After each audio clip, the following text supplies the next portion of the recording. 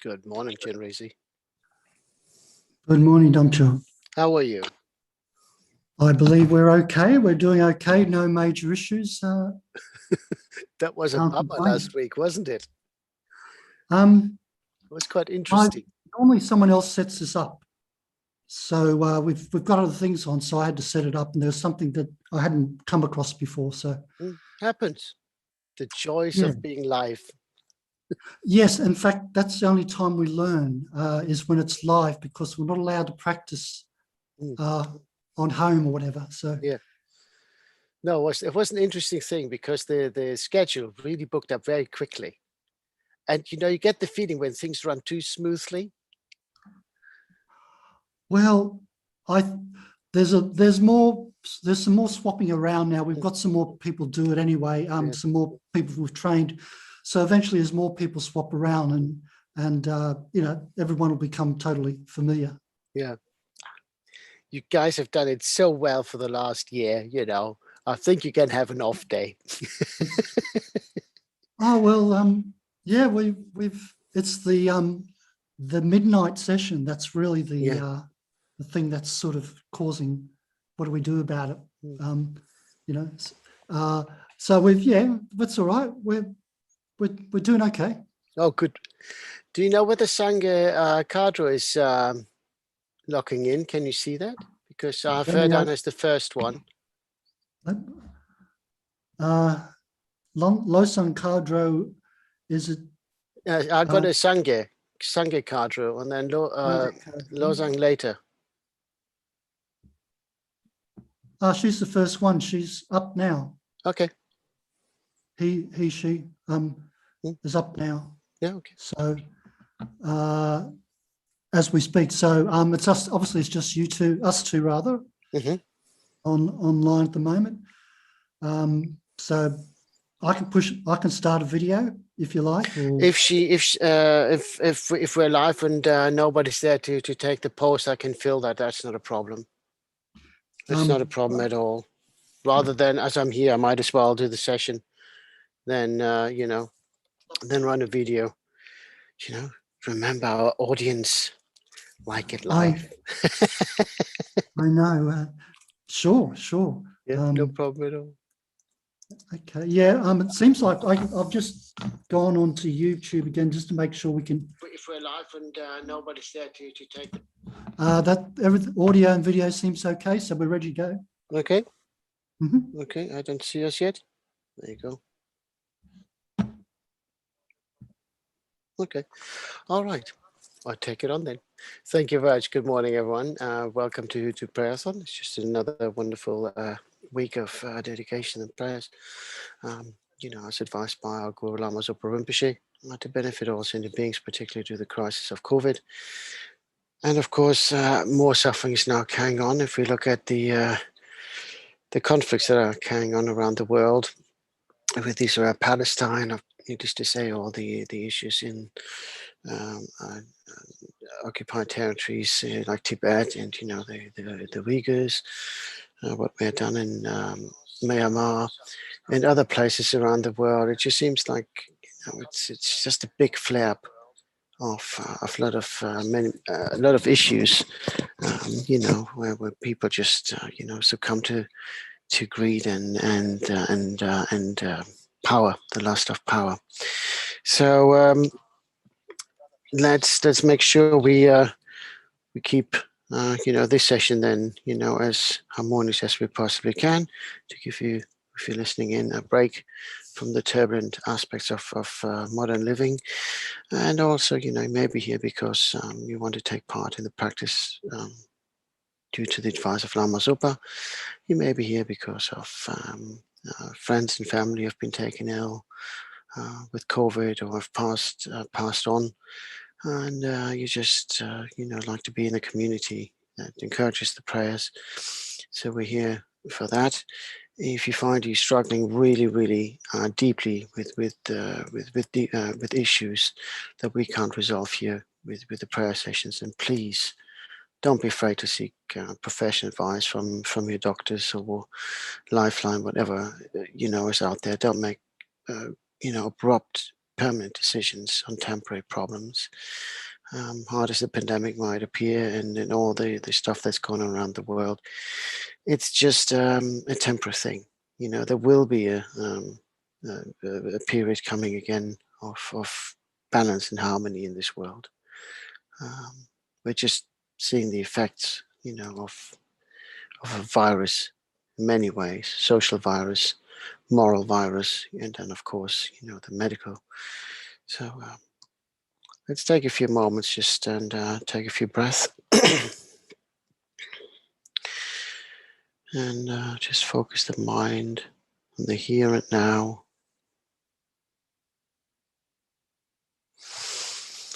Let's set our motivation why we're here. And I do so by reading a few verses from the King of Prayers.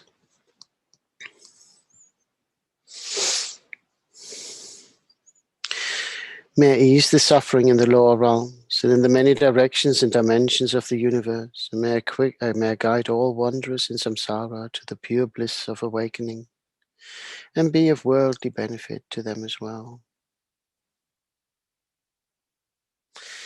May I have the friendship of those whose path is like mine, and with body, words, and also mind may we practice together in the same aspirations and activities. May I always meet a spiritual mentor and never displease that excellent friend who deeply wishes to help me and expertly teaches the Bodhisattva way. Limitless is the end of space. Likewise, limitless are living beings, thus limitless are karma and afflictions. May my aspirations reach be limitless as well.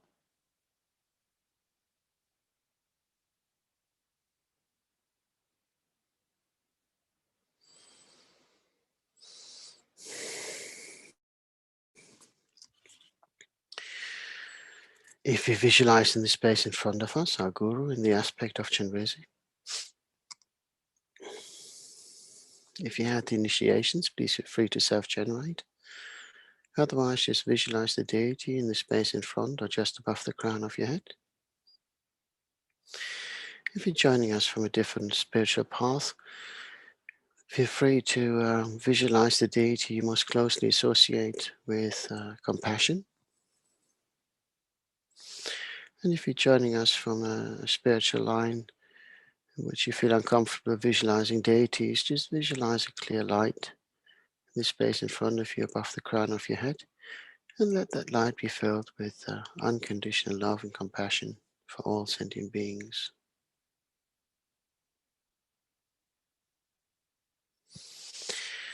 Visualize how light emanates from the Guru in all 10 directions, and with each light beam, love and compassion is carried to one of the infinite number of sentient beings across all the realms. And as we wish them to be all enlightened, we can visualize all sentient beings in human form. And light emanates through the crown of the heads, filling them with love and compassion and purifying nectar.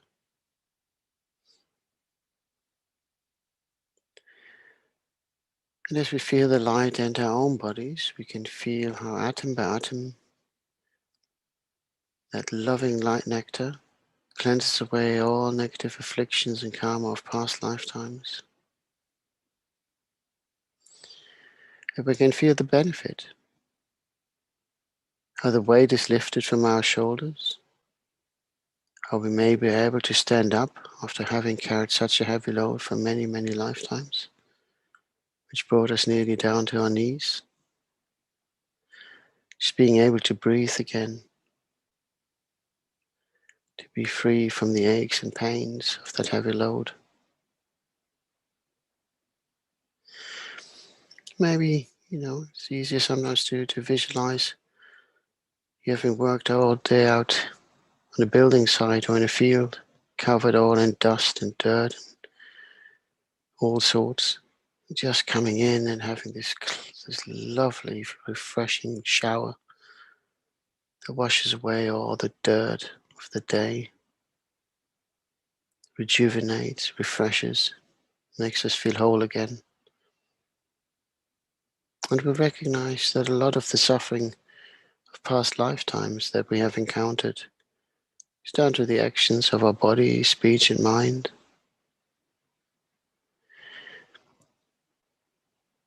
And it's what we have done to others, what we have said about others, what we have thought about others that caused the hurt and pain. And in return, it hasn't given us really any satisfaction.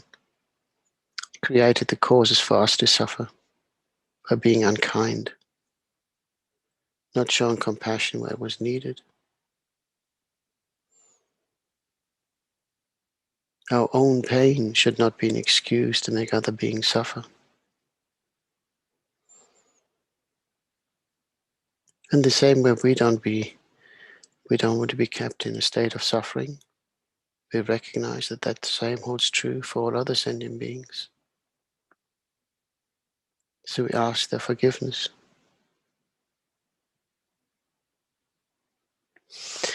And we call upon all sentient beings to join us in taking refuge in the Guru, so that they may also find the way to the path of enlightenment, to be freed from suffering and its causes. All sentient beings, my mothers who are infinite like space, go for refuge to the precious Guru Buddha. We go for refuge to the Buddha, the Dharma, and the Sangha. We go for refuge to the assembly of Gurus, Idams, and Dakinis. We go for refuge to the empty clarity of our minds, the Dharmakaya. All sentient beings, my mothers who are infinite like space, go for refuge to the precious Guru Buddha. We go for refuge to the Buddha, the Dharma, and the Sangha. We go for refuge to the assembly of Gurus, Idams, and Dakinis. We go for refuge to the empty clarity of our minds, the Dharmakaya. All sentient beings, my mothers who are infinite like space, go for refuge to the precious Guru Buddha. We go for refuge to the Buddha, the Dharma, the Sangha. We go for refuge to the assembly of Gurus, Idams, and Dakinis. We go for refuge to the empty clarity of our minds, the Dharmakaya.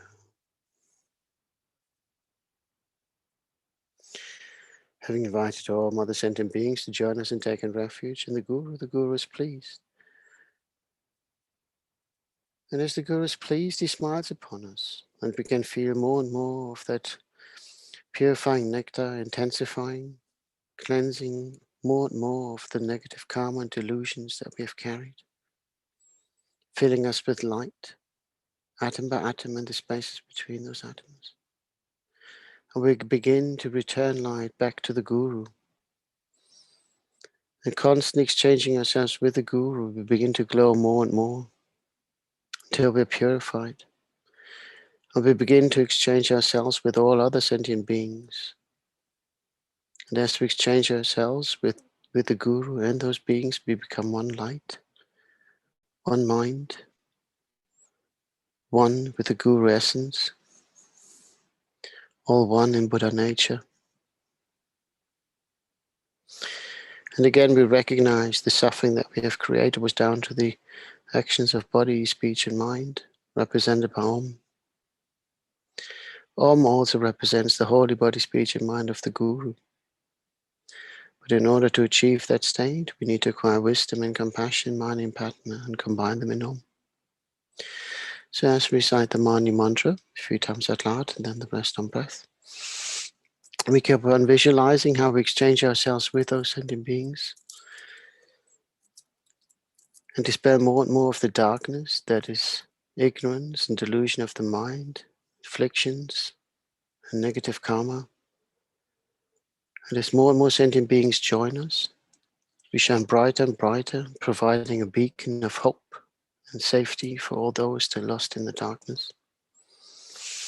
Om Mani Padme Hum, Om Mani Padme Hum, Om Mani Padme Hum, Om Mani Padme Hum, Om Mani Padme Hum, Om Mani Padme Hum, Om Mani Padme Hum, Om Mani Padme Om Mani Padme Hum, Om Mani Padme Hum, Om Mani Padme Hum, Om Mani Padme Hum, Om Mani Padme Hum, Om Mani Padme Hum, Om Mani Padme Hum.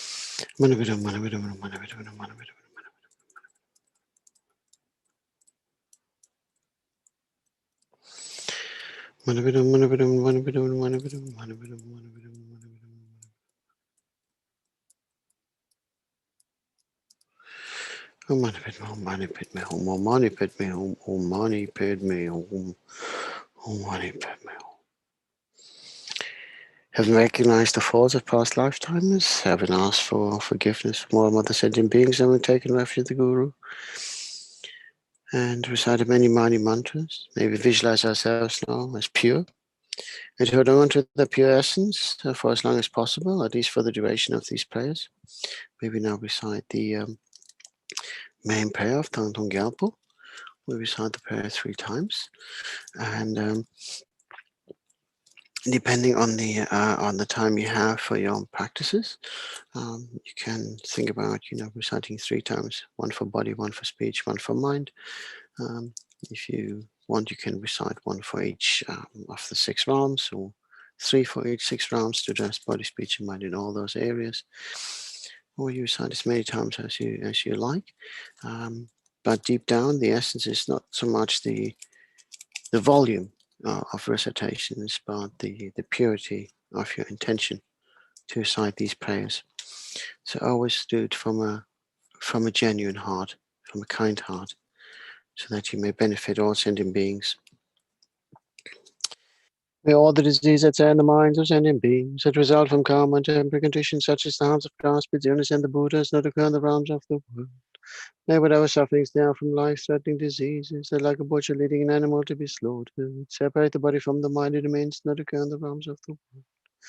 May all embodied beings be unharmed by acute, chronic, and other epidemic diseases, the mere sound of whose names terrify beings as though they had been placed inside the mouth of Yama, the Lord of Death. May all embodied beings be unharmed by the 80,000 classes of interviews, the 360 evil spirits that harm suddenly, the 424 diseases, and so forth. May whatever sufferings there are due to disturbances of the 4 elements, depriving the body and mind of every happiness, be totally pacified. May the body and mind have radiance and power and be endowed with long life, good health, and well-being. By the compassion of the Gurus and the three jewels, by the power of the Dakinis, Dharma protectors and guardians, by the power of the truth of the infallibility of karma and its results, may all these dedications and prayers be fulfilled. May all the diseases that sadden the minds of sentient beings, that result from karma and temporary conditions, such as the harms of grass pits, illnesses, and the Buddhas, not occur in the realms of the world. May whatever sufferings there are from life-threatening diseases, that like a butcher leading an animal to be slaughtered, separate the body from the mind in an instant, not occur in the realms of the world. May all embodied beings be unharmed by acute, chronic, and other epidemic diseases, the mere sounds of whose names therefore beings as though they had been placed inside the mouth of Yama, the Lord of Death. May all embodied beings be unharmed by the 80,000 class of interferers, the 360 evil spirits that harm suddenly, the 424 diseases, and so forth. May whatever sufferings there are due to disturbances of the four elements, depriving the body and mind of every happiness, be totally pacified. May the body and mind have radiance and power and be endowed with long life, good health, and well-being. By the compassion of the Gurus and the three jewels, by the power of the Dakinis, Dharma protectors and guardians, by the power of the truth of the infallibility of karma and its results, may all these dedications and prayers be fulfilled. Okay, one last time, really from the bottom of your heart, with the purest of intentions, to benefit all sentient beings. May all the sick be restored to good health. May those who have passed beyond be reborn under favorable conditions. May those who have suffered any form of hardship be given whatever resources are required to be taken out of that suffering into a state of happiness, so that they may be able to look after themselves, their families, and their communities at large. May all the diseases that sadden the minds of sentient beings, that result from karma and temporary conditions, such as the harms of grass pits, illness, and the Buddhas, not occur in the realms of the world. May whatever sufferings there are from life-threatening diseases, that like a butcher leading an animal to be slaughtered, separate the body from the mind in an instant, not occur in the realms of the world. May all embodied beings be unharmed by acute, chronic, and other epidemic diseases, the mere sounds of whose names therefore beings, as though they had been placed inside the mouth of Yama, the Lord of Death. May all embodied beings be unharmed by the 80,000 classes of interferers, the 360 evil spirits that harm suddenly, the 424 diseases, and so forth. May whatever sufferings there are due to disturbances of the four elements, depriving the body and mind of every happiness, be totally pacified. And may the body and mind have radiance and power, and be endowed with long life, good health, and well-being. By the compassion of the Gurus and the three jewels, by the power of the Dakinis, Dharma protectors and guardians, by the power of the truth of the infallibility of karma and its results, may all these dedications and prayers be fulfilled.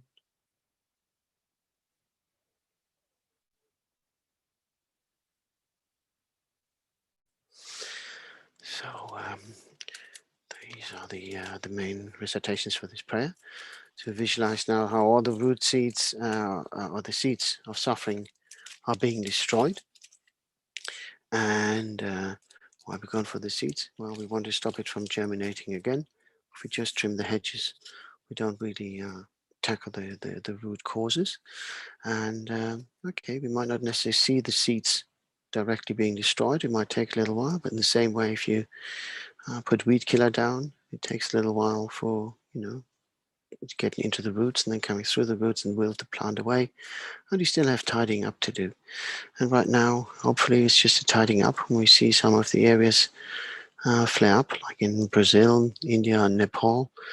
And sometimes when we have a wound that heals a little bit too quick and it closes too quickly, if you missed one germ, we can have an infection under, and we might have to lance it to let the pus come out. So hopefully this is worldwide what we're seeing right now. It's just the pus coming to the surface.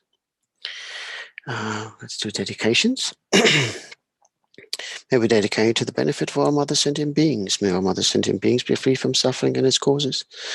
And may we be the cause for them to be happy and free from suffering. May they achieve enlightenment as quickly as possible and live a long and healthy life, and this in all future lifetimes. May we dedicate to the precious community of Sangha around the world, not just our own, but all other traditions. for their diligent engagement in preserving the Dharma through studies and offering teachings and translations so that others may benefit and have access to the Dharma. May the Sangha community have long and healthy lives. May they never be separated from a precious friend and achieve enlightenment as quickly as possible in this and all future lifetimes. May we dedicate to the lay community who so kindly supports the Sangha in so many different ways by offering their time to help at events and projects, volunteering to make sure that centers can run, offering expertise and finances for social, charitable projects and translations to take place. May they all live long and healthy lives. May they never be separated from the community of Sangha and the Dharma. And may they reach enlightenment as quickly as possible in this and all future lifetimes. May we dedicate to our precious gurus who so kindly have guided us along the way, held our hands when we took the first steps, until now, when we are being asked and trusted to step into other areas to be of benefit to other sentient beings. Under the watchful eye of our precious teachers, may all our teachers live long and healthy lives. May we all benefit from their presence in this and all future lifetimes. May particular dedicate to His Holiness the 14th Dalai Lama through his great kindness and being a beacon of hope and compassion in a turbulent world, always advocating dialogue over violence. May His Holiness live a long and healthy life. May all his wishes be swiftly fulfilled, and may we see him one day be reunited with his people in Tibet. May we dedicate to Lama Zopa Rinpoche for his great wisdom and vision of tasking us with his prayerathon to benefit all other sentient beings, and making sure that by engaging deeper in the practice, we may also benefit ourselves with a clearer understanding what it means to be of service to the community at large. May Lama Zopa live a long and healthy life. May we benefit from his presence in this and all future lifetimes. Due to all the merits of these virtuous actions, may I quickly attain the state of Guru Buddha and lead all living beings without exceptions into the enlightened state. May the supreme jewel of Bodhicitta that has not arisen arise and grow. May that which has arisen not diminish but increase more and more. Due to all the merits of the 3 times collected by me, the numberless Buddhas and the numberless sentient beings, may all wars, sickness, famine, torture, poverty, and economic problems in this world, and all dangers of earth, water, fire, and wind be pacified immediately.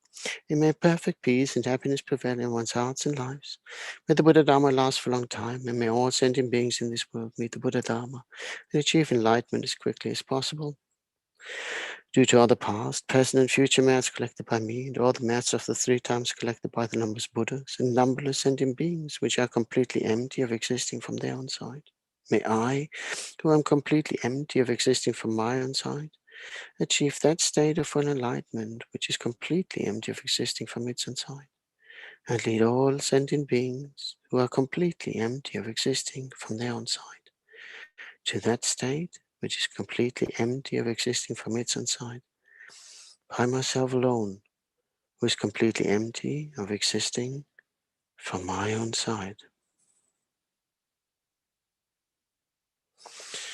The long life prayers for His Holiness and Lama Zopa. Gangri rawe kube shingam de pendang deva maru jongwe ne Chenrezig Gyalpo Shapesi te badu tengyu chi. Lama Zopa. Tub tsu chang xing yam gyun gyal we ten jing gyun pel we kun zu du pu tse chuk sum ke we lek mun tu dru pa dak suk tu je gun du shap ten shu. Thank you very much indeed. So that is the first session concluded. We have a few minutes until. It's just the last, isn't it? Huh? It's just us still. Just the 2 of us still. Just the 2 of us. Here you go. I know we shouldn't sing, but even monks have passed, as Sean Connery said, in the name of the rose. What a beautiful film that was. So, okay, we give it a few more minutes. An interesting start, isn't it? But it gives us a chance to catch up. Yeah. What have you done to your hair? You're worth it. It's dry. It was washed. It has to dry. No, it's true. No, I'm not having it. No, it's, come on, give us the wave. Show head. Yeah. No, anyway, anyone watching us now go, what the heck is going on there? No, come on, it can't be too serious. I mean, it's sure we want to benefit beings, but as Patch Adams said, laughter is one of the greatest medicines you can provide, and that was also a very beautiful film. And did you ever see a photo of the real Patch Adams? He has a dress sense that makes you laugh. It's just hilarious. I love it. And he has this really quaint moustache. But no, it's interesting. What's happening here today? Oh well, I'm glad it happens. We must have maybe some technical issues on the other side, but not to worry. We're supposed to have as a Chonyi Taylor. Yeah, Chenny, yeah. Give it another minute. What I'm going to do is let's recite some Tara mantras. See whether Chenny joins us. So let's recite a round of Tara. His Holiness Dalai Lama has said we should recite Tara mantras to help clear obstacles away. So yeah, let's do that for a few minutes and see whether Chenula manages to come online. Chenula, if you can hear us and you have difficulties signing on, no worries, we catch you another week. Okay, so let's do a round of Tara. So we visualize the Great Mother Tara, emerald green in color, in the space in front of us, ready to jump into action to help us clear away obstacles and come to our aid. And when we recite the mantra Om Tare Tutare Turusoha, again we remember that Om represents the holy aspect of Tara's body, speech, and mind. Tara liberates from samsara. Tutara liberates from the 8 fears of ignorance, hatred, attachment, pride, jealousy, wrong view, doubt, and miserliness. And if we look at the world as it stands today, with the conflicts, boiling up left, right, and center, and we have, as I think, as a global community, have tolerated a certain degree of out of control behavior for far too long. We just need to look at 60 years of Tibetan occupation. Panchen Lama is now still his whereabouts are still unknown for the last 26 years. The conflict we have in the Middle East, never mind all the other tensions that are currently built up through political issues. The turmoil with populism in the States, what we currently have also here in the UK. It's the blatant lying that's being carried out. So it's all this is ripening karma. So we need to try and root out these causes as well. Tura liberates from diseases and illnesses, physical and mental. So let's just do a round of Tara mantra.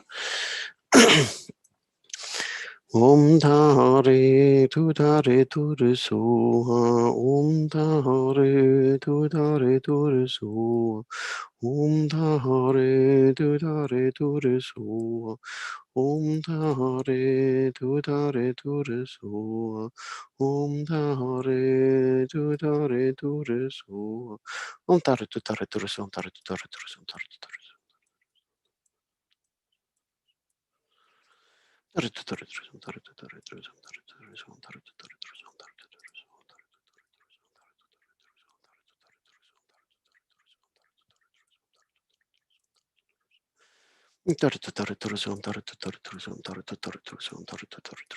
Tutare.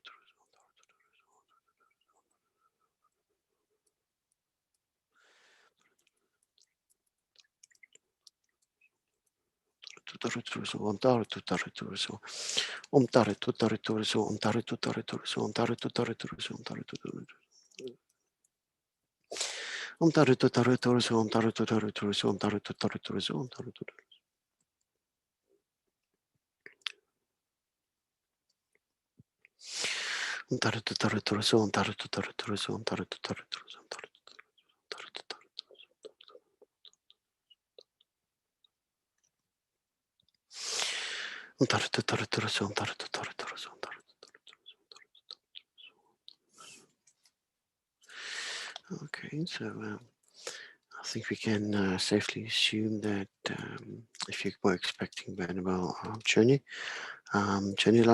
that there seem to be some difficulties here, and on that basis, we just carry on with the session as is.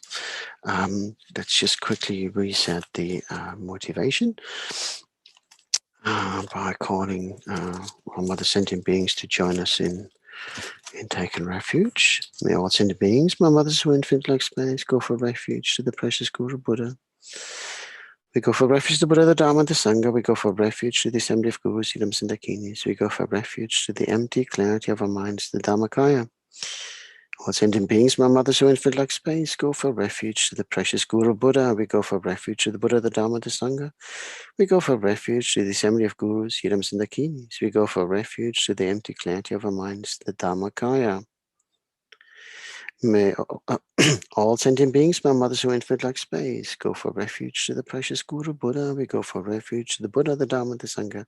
We go for refuge to the assembly of Gurus, Siddhams, and Dakinis. We go for refuge to the empty clarity of our minds, the Dhammakaya. Let's visualize in the space in front of us. I'll go in the aspect of Chenrezig, light emanating from the Guru's body in all 10 directions, and each light beam finding one of the infinite number of sentient beings wherever they are. These beings may be sitting right next to you, be at the furthest corners of the universe, but each light beam finding one of the infinite number of sentient beings, entering their bodies through the crown of their heads and filling them with the purifying light nectar. And as the light enters, we can feel how through the power of love, compassion, and purifying essence, all negative karma and delusions of past lifetimes are being cleansed away atom by atom and spaces between those atoms.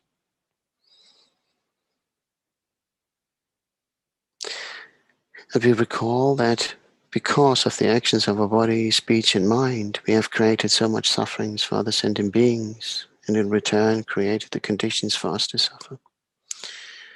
So we regret our actions of past lifetimes and ask for forgiveness.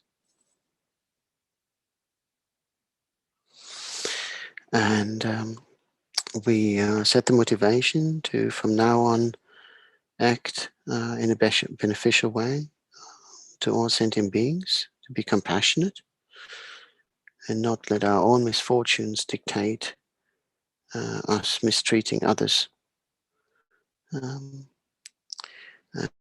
We recognize Alma again, representing holy body, speech, and mind of the good deity, but also our own afflicted body, speech, and mind that cause all the suffering. So in order to transform, we need to acquire wisdom and compassion, Mani and Padme, combine them in Om to achieve the holy aspect of body, speech, and mind of the Guru. So we're reciting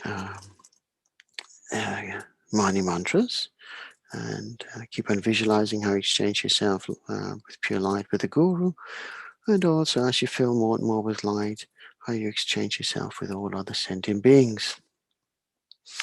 Om Mani Padme Hum, Om Mani Padme Hum, Om Mani Padme Hum, Om Mani Padme Om Mani Padme Hum, Om Mani Padme Hum, Om Mani Padme Hum, Om Mani Padme Hum, Om Mani Padme Hum, Om Mani Padme Hum, Om Mani Padme Hum, Om Mani Padme Om Mani Padme Mani Padme Mani Padme Mani Padme Mani Padme Mani Padme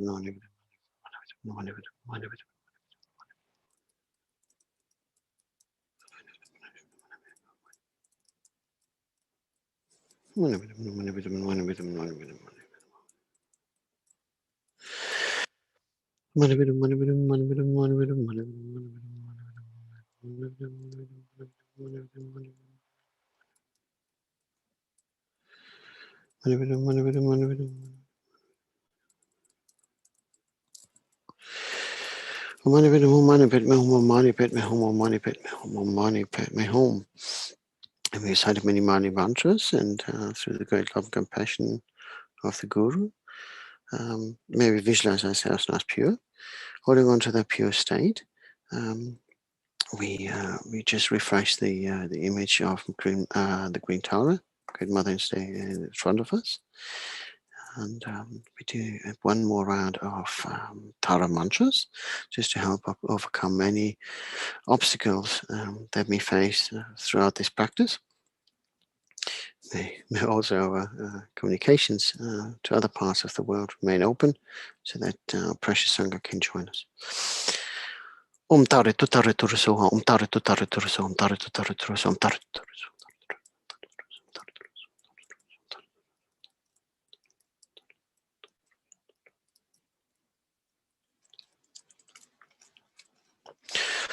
Om Tare Tutare.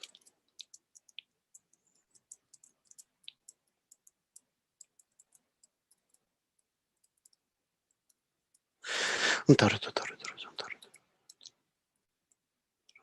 Om Tare Tutare Turuso, Om Tare Tutare Turuso, Om Tare Tutare Turuso, Om Tare Tutare Turuso. Om Tare Tutare Turuso, Om Tare Tutare Turuso, Om Tare Tutare Turuso. Om Tare Tutare Turuso, Om Tare Tutare Turuso, Om Tare Tutare Turuso, Om Tare Tutare Turuso, Om Tare Tutare.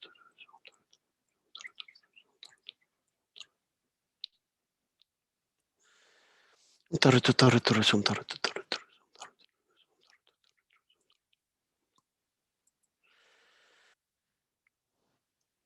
Om Tare Tutare Turusoa, Om Tare Tutare Turusoa.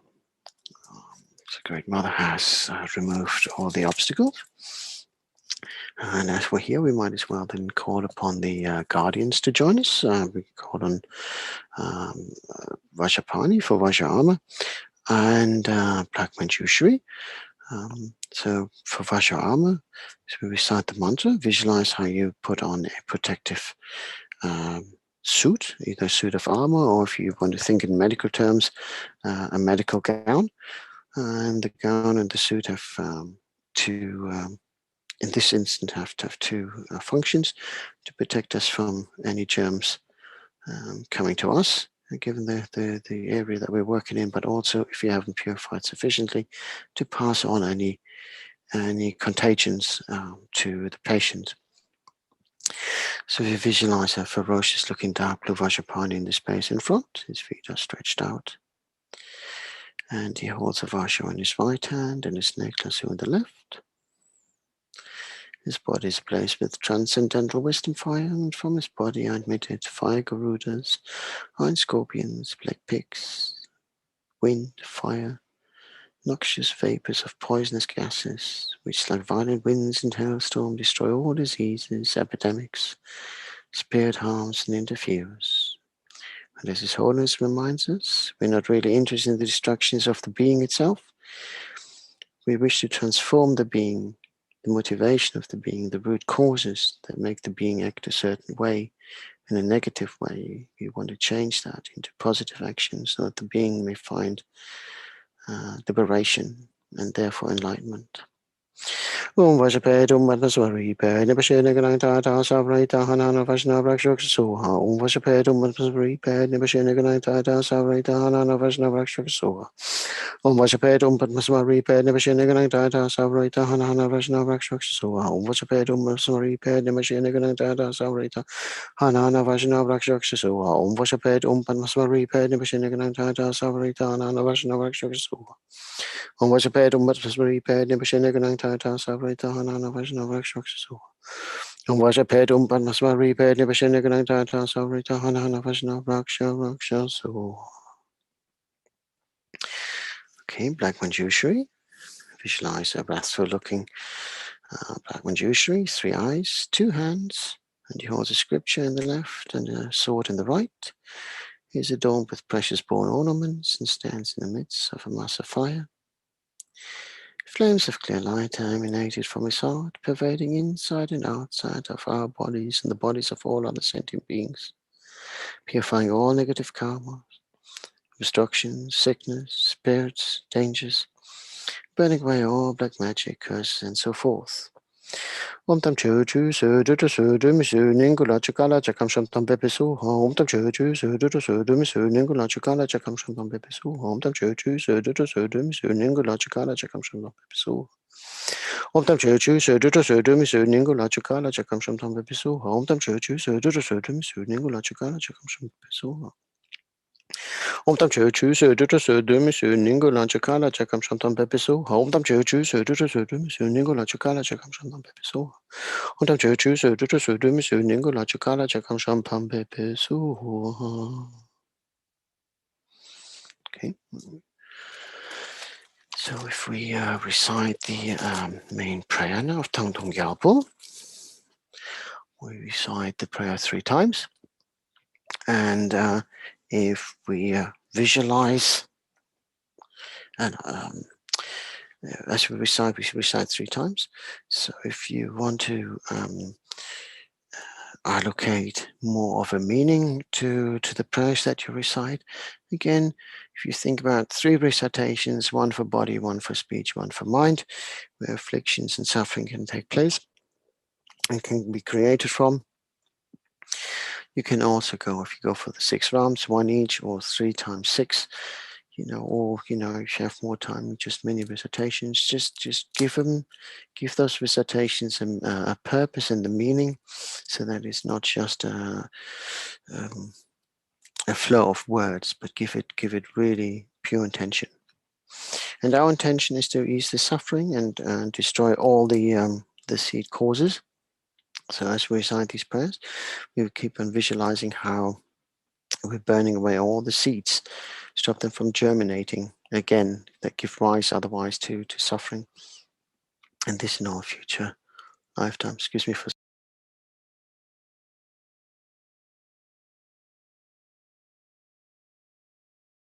Pardon me. Okay. May all the diseases that are in the minds of sentient beings that result from karma and temporary conditions such as the harms of grass, pits, illness, and the Buddhas not occur in the realms of the world. May whatever sufferings there are from life-threatening diseases, the like a butcher leading an animal to be slaughtered, separate the body from the mind and means not occur in the realms of the world. May all embodied beings be unharmed by acute, chronic, and other epidemic diseases, the mere sounds of whose names terrify beings as though they had been placed inside the mouth of Yama, the Lord of Death. May all embodied beings be unharmed by the 80,000 classes of interference, the 360 evil spirits that harm suddenly, the 424 diseases, and so forth. May whatever sufferings there are due to disturbances of the 4 elements, depriving the body and mind of every happiness, be totally pacified. May the body and mind of radiance and power be endowed with long life, good health, and well-being. By the compassion of the Gurus and the 3 jewels, by the power of the kings, Dharma protectors, and guardians, by the power of the truth of the infallibility of karma and its results, may all these dedications and prayers be fulfilled.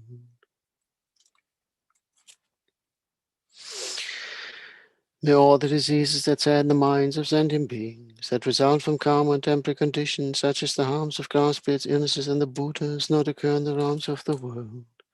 May whatever sufferings there are from life-threatening diseases, that like a butcher leading an animal to be slaughtered, separate the body from the mind and means not occur in the realms of the world.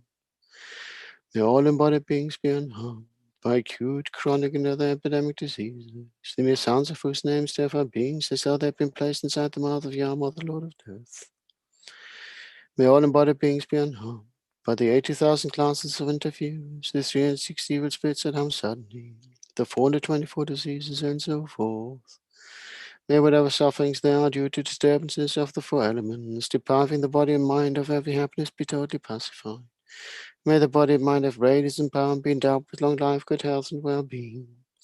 By the compassion of the Gurus and the three jewels, by the power of the kings, Dharma protectors and guardians, by the power of the truth of the infallibility of karma and its results, may all these dedications and prayers be fulfilled. So one more, and really from the depth of your heart, with the purest of intentions, and really the wish for all suffering to end. May we now really visualize the burning away of each and every seed, so that of the sick may be restored to good health, that those who have passed beyond may be reborn in favorable conditions, and those who have suffered hardships in other ways may be given whatever resources are required for their suffering to be lifted, so that they may be able to take care of themselves, their families, and others, enjoy the happiness that is free from suffering. May all the diseases that set in the minds of sentient beings that result from karma and temporary conditions, such as the harms of grass-fed illnesses and the Buddhas, not occur in the realms of the world. May whatever sufferings there are from life-threatening diseases that, like a butcher leading an animal to be slaughtered, separate the body from the mind in an instant, not occur in the realms of the world. May all embodied beings be unharmed by acute, chronic, and other epidemic diseases, the mere sounds of whose names terrify beings, as though they had been placed inside the mouth of Yama, the Lord of Death. May all embodied beings be unharmed by the 80,000 classes of interference, the 360 evil spirits at home suddenly, the 424 diseases, and so forth. May whatever sufferings there are due to disturbances of the four elements, depriving the body and mind of every happiness, be totally pacified. And may the body and mind have radiance and power and be endowed with long life, good health, and well-being. By the compassion of the Gurus and the three jewels, by the power of the Dakinis, Dharma protectors and guardians, by the power of the truth of the infallibility of karma and its result, may all these dedications and prayers be fulfilled.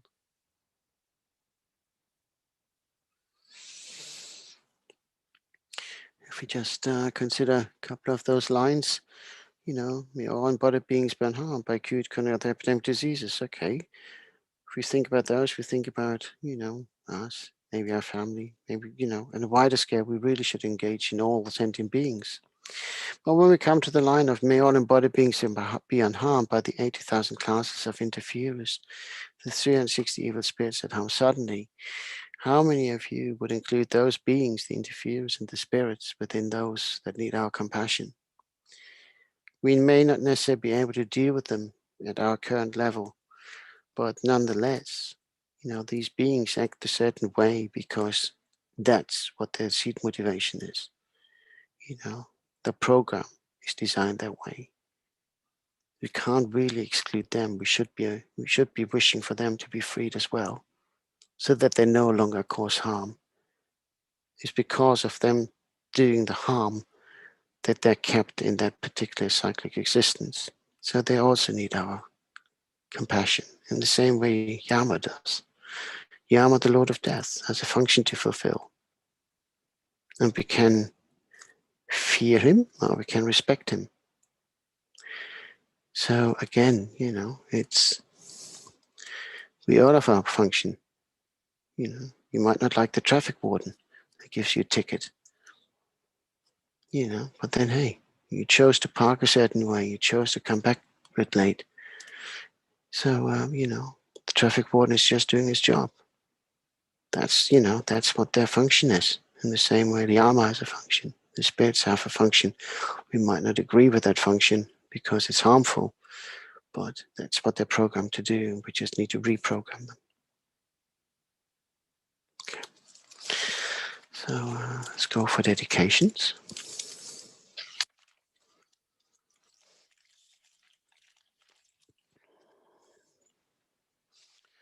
Are we 23? We have dedicated to the benefit of all mother sentient beings. May all sentient beings be free from suffering and its causes, and may we be the one who enables them to be free from suffering and enjoy the happiness that is free from suffering. May we dedicate to the precious Sangha and our precious gurus. May they all live long and healthy lives. May we never be separated from our virtuous friends in the community. And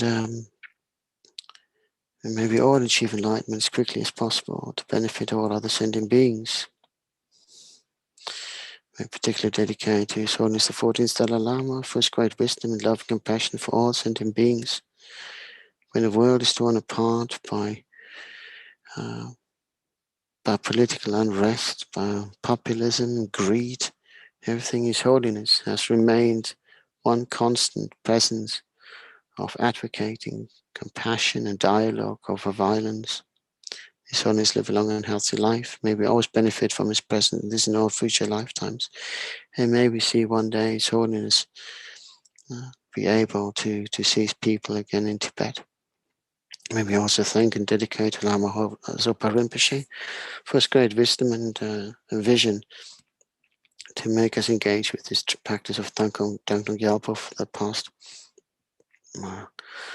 40 plus weeks, so that we benefit sentient beings and engage deeper in practice. May Lama Zopa's wish be swiftly fulfilled. May Lama Zopa live a long and healthy lives. Due to other merits of these virtuous actions, may quickly attain the state of Guru Buddha and lead all sentient beings without exceptions into the enlightened state.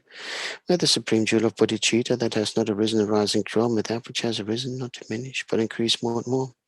Due to all the merits of the 3 times collected by me, the numberless Buddhas and the numberless sentient beings, may all war, sickness, famine, torture, poverty, and economic problems in this world, and all dangers of earth, water, fire, and wind be pacified immediately, and may perfect peace and happiness prevail in everyone's hearts and lives.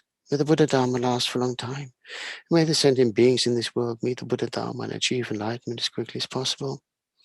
Due to all the past, present, and future merits collected by me, and all the merits of the 3 times collected by the numberless Buddhas and the numberless sentient beings, which are completely empty of existing from their own side, may I, who am completely empty of existing from my own side, achieve that state of full enlightenment which is completely empty of existing from its own side, and lead all sentient beings who are completely empty of existing from their own side to that state which is completely empty of existing from its own side, by myself alone, who is completely empty of existing from my own side.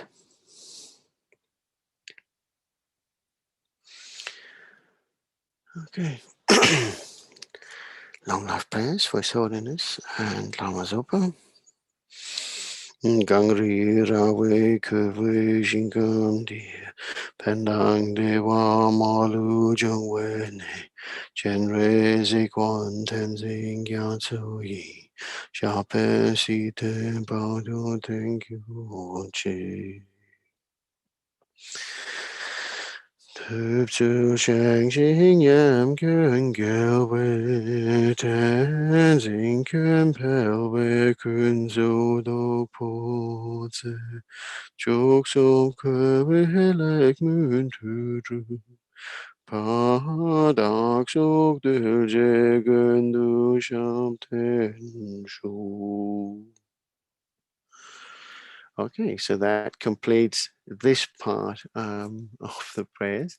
We have a few more minutes, and we should have Venerable Lisa come on.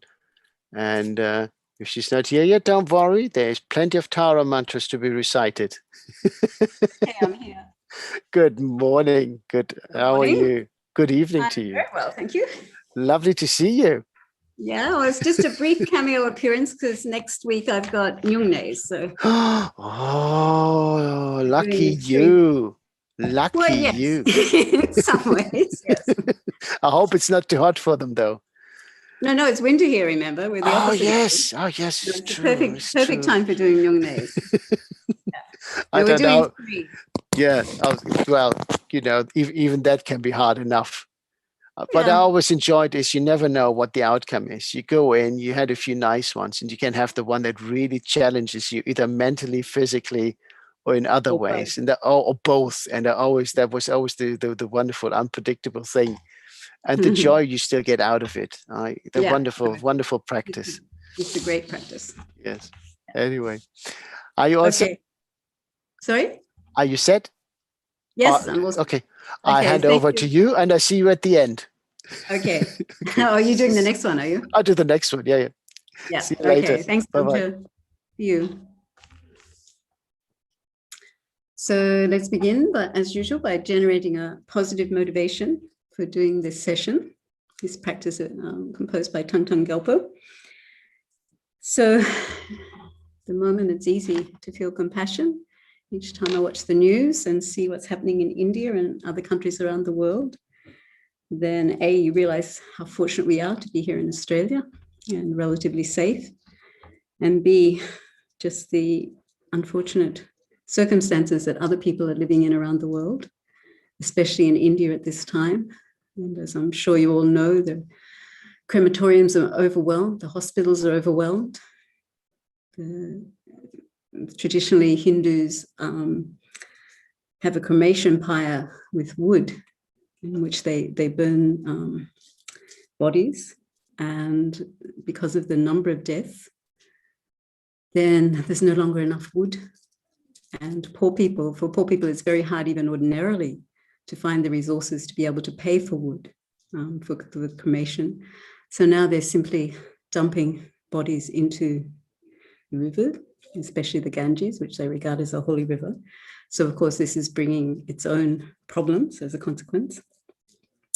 So just bring strongly to mind all the various things you've read about or seen on TV or on videos of all the sufferings that people are experiencing all around the world because of this pandemic, but thinking particularly of the sufferings being experienced in countries like India and Nepal, where they don't have the resources to deal with this kind of crisis.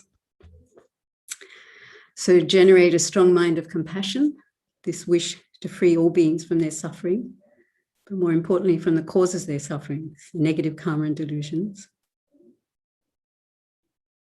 And generate a strong mind of loving kindness, of wishing them all to have happiness, not thinking just of their immediate circumstances, bringing them the temporary happiness of being free from disease, but bringing them not only good health and long life and fortunate circumstances, but thinking in terms of doing this session in order to bring all those beings ultimate happiness. Firstly, liberation from samsara, from the cycle of suffering, and most importantly, the peerless happiness of full enlightenment, a state of mind that's free of all faults and has developed all good qualities. And that means the end of suffering and the perfection of the ability to help others. So just bringing to mind these strong minds of compassion, of loving kindness in the face of this pandemic, and the precious thought of bodhicitta, the wish to become enlightened yourself in order to enlighten all other living beings, then we'll do this session. So we'll begin with a special refuge prayer composed by Thangtong Gyalpo, which we'll recite 7 times. All sentient beings, my mothers who are infinite like space, go for refuge the precious Guru Buddha. We go for refuge the Buddha, the Dharma, and the Sangha. We go for refuge the assembly of gurus, yidams, and dakinis. We go for refuge the empty clarity of our own minds, the Dharmakaya. All sentient beings, my mothers who are infinite like space, go for refuge the precious Guru Buddha. We go for refuge the Buddha, the Dharma, and the Sangha. We go for refuge the assembly of gurus, yidams, and dakinis. We go for refuge the empty clarity of our own minds, the Dharmakaya. All sentient beings, my mothers who are infinite like space, go for refuge the precious Guru Buddha. We go for refuge the Buddha, the Dharma, and the Sangha. We go for refuge the assembly of gurus, yidams, and dakinis. We go for refuge the empty clarity of our own minds, the Dharmakaya. All sentient beings, my mothers who are infinite like space, go for refuge the precious Guru Buddha. We go for refuge the Buddha, the Dharma, and the Sangha. We go for refuge the assembly of gurus, yidams, and dakinis. We go for refuge the empty clarity of our own minds, the Dharmakaya. All sentient beings, my mothers who are infinite like space, go for refuge the precious Guru Buddha. We go for refuge the Buddha, the Dharma, and the Sangha. We go for refuge the assembly of gurus, yidams, and dakinis. We go for refuge the empty clarity of our own minds, the Dharmakaya. All sentient beings, my mothers who are infinite like space, go for refuge the precious Guru Buddha. We go for refuge the Buddha, the Dharma, and the Sangha. We go for refuge, the assembly of gurus, yidams, and dakinis. We go for refuge, the empty clarity of our own minds, the Dharmakaya. All sentient beings, my mothers who are infinite like space, go for refuge, the precious Guru Buddha. We go for refuge to the Buddha, the Dharma, and the Sangha. We go for refuge, the assembly of gurus, yidams, and dakinis. We go for refuge, the empty clarity of our own minds, the Dharmakaya. So next we recite Om Mani Padme Hum, the Mani mantra, which is the mantra of Chenrezig, the Buddha of Compassion. So if you have the appropriate initiation, you can visualize yourself as Chenrezig, either in the 2-arm, 4-arm, 1,000-arm aspect, whichever you're most familiar with. If you don't have the initiation, then you can simply visualize Chenrezig on the crown of your head. And then to do this visualization, you imagine that healing white light rays are emitted from your heart as Chenrezig or from the heart of the Chenrezig on your crown and go out. Initially, bring to mind all the people who are experiencing COVID-19 around the world, thinking in particular of countries like India, Nepal, Brazil, Mexico, so many, where the hospital systems are overwhelmed because there are so many people every day contracting COVID-19, becoming ill and requiring ventilators and oxygen supplies. And so many people dying around the world, thinking particularly of the elderly who are most vulnerable to this virus. So bringing to mind as clearly as you can all those millions of people around the world who currently have the virus or recovering from the virus or in hospital or at home being treated for the virus. So imagine from your heart as Chenrezig or from the heart of the Chenrezig on your crown, healing white light rays go out. With a tiny replica of Chenrezig on the tip of each ray, it goes to the crown of each and every one of those suffering beings. White light rays descend, purifying them, pacifying initially the COVID-19, but also all their other mental and physical problems. But most importantly, purifying them of the cause of their problems, their negative karmas and delusions, and transforming each of them into the aspect of the fully enlightened being Chenrezig, the Buddha of Compassion. So just do this visualization over and over as you recite the mantra. Om Mani Padme Hum, Om Mani Padme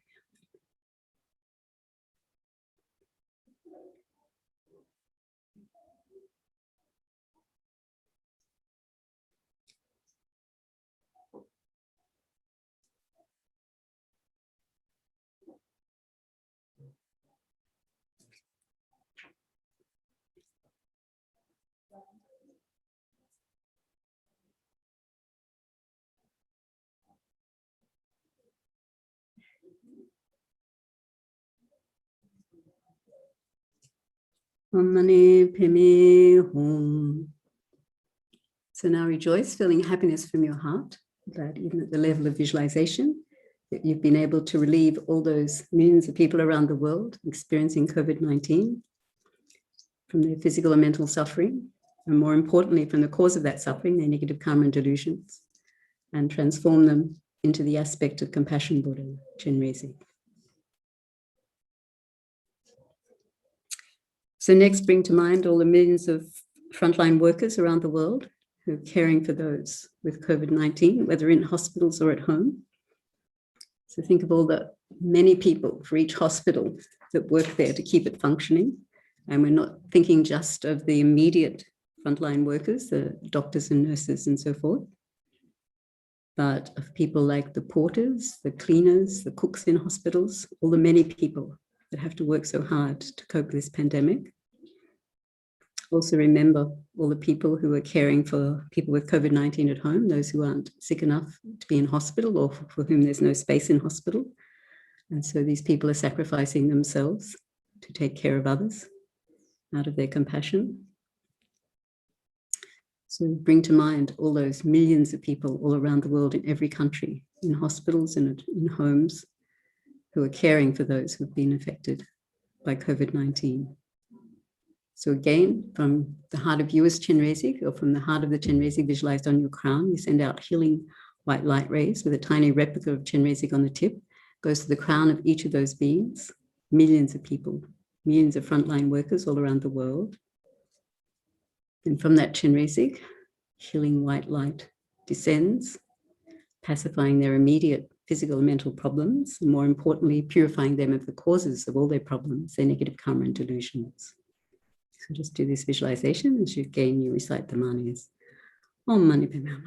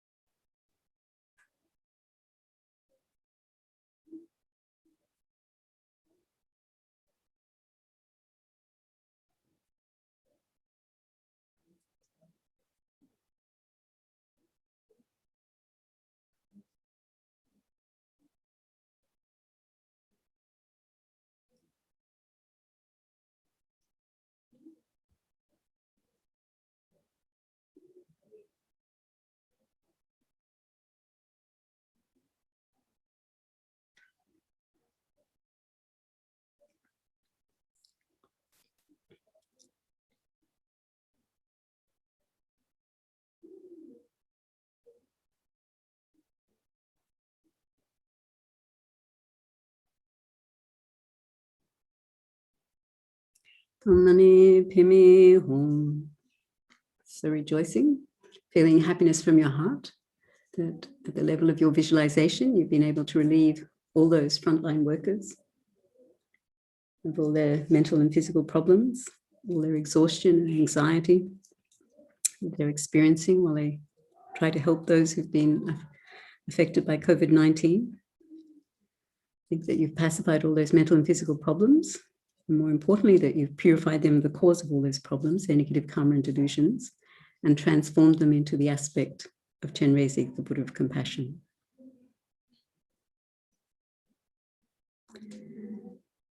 So next, bring to mind all the millions of people around the world who are grieving for those that they've lost to COVID-19, thinking in particular of India, where at the moment, something like 4,000 people each day are dying from COVID-19.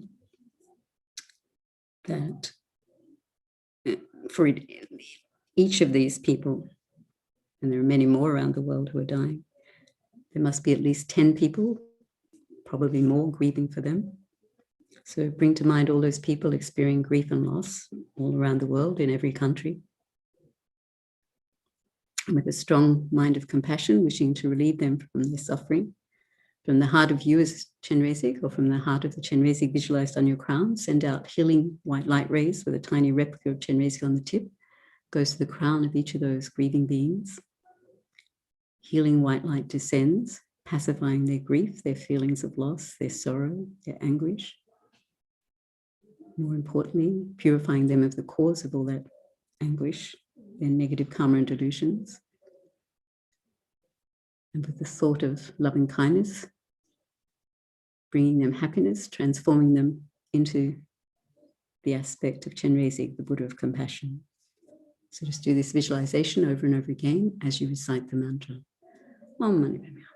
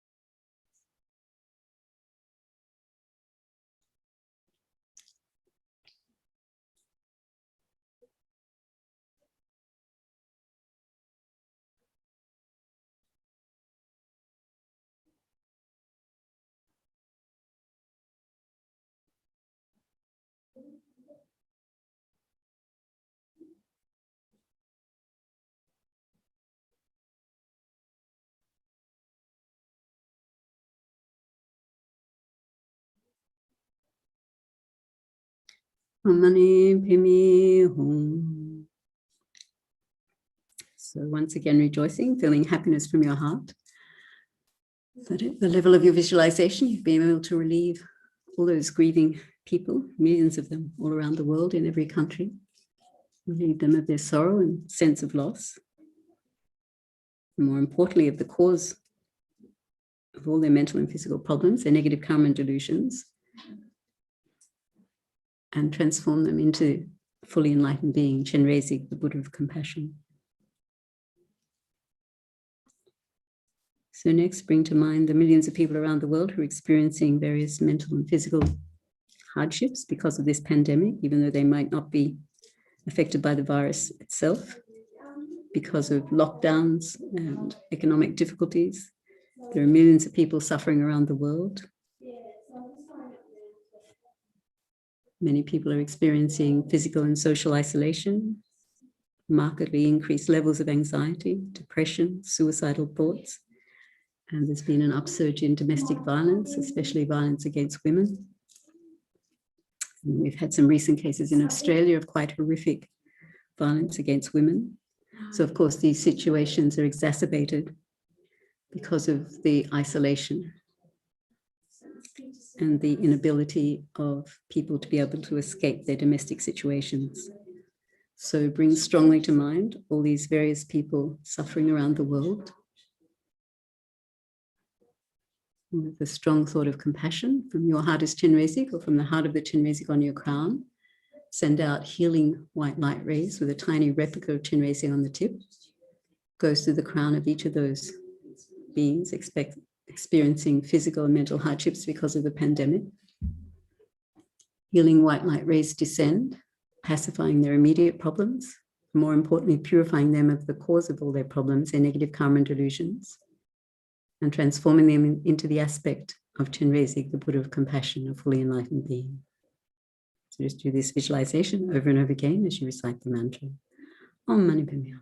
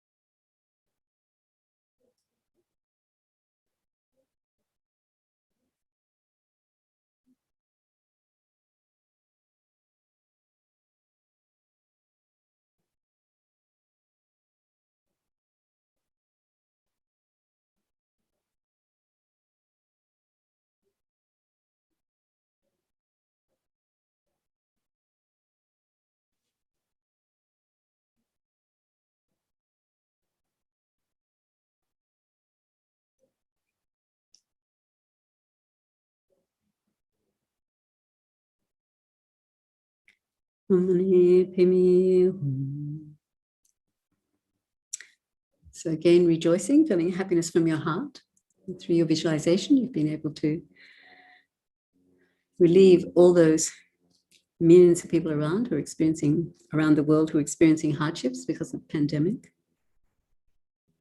Not only have you been able to relieve them of their immediate suffering, but purify them of the cause of their suffering, their negative karma and delusions, and bring them the ultimate happiness by transforming them into the Buddha of compassion, Chenrezig. So now finally, bring to mind as vividly as you can all the beings in all the 6 realms, not only in this universe, but in all universes. So with whatever knowledge you have of the 6 realms, bring to mind the particular sufferings of each of the realms, as well as the general sufferings of samsara that all samsaric beings experience. With a strong thought of compassion from your heart, this Chenrezig, or from the heart of the Chenrezig visualized on your crown, send out healing white light rays with a tiny Chenrezig on the tip. Goes to the crown of each of those myriads of beings, countless beings in all the 6 realms, in all the universes. Healing white light rays descend, pacifying their immediate problems, and more importantly, purifying them of the cause of all their problems, their negative karma and delusions, and transforming each and every one of them into the aspect of Chenrezig, the Buddha of compassion. So just do this visualization over and over again as you recite the manas. Om Mani Padme Hum.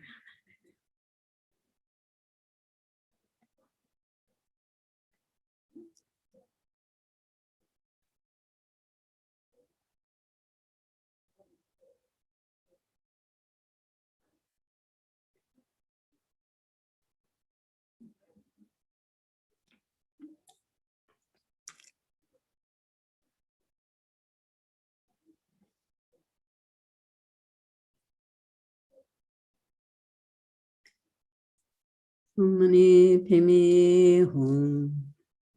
So again, rejoicing, feeling happiness from your heart, that with the strong thought of compassion and loving kindness that you've sent out these healing white light rays, pacified the immediate sufferings of all those sentient beings in the 6 realms and all the universes, and brought them happiness, not just short-term, transient, immediate happiness, but the long-term happiness of full enlightenment, enlightenment in the aspect of Chenrezig, the Buddha of compassion.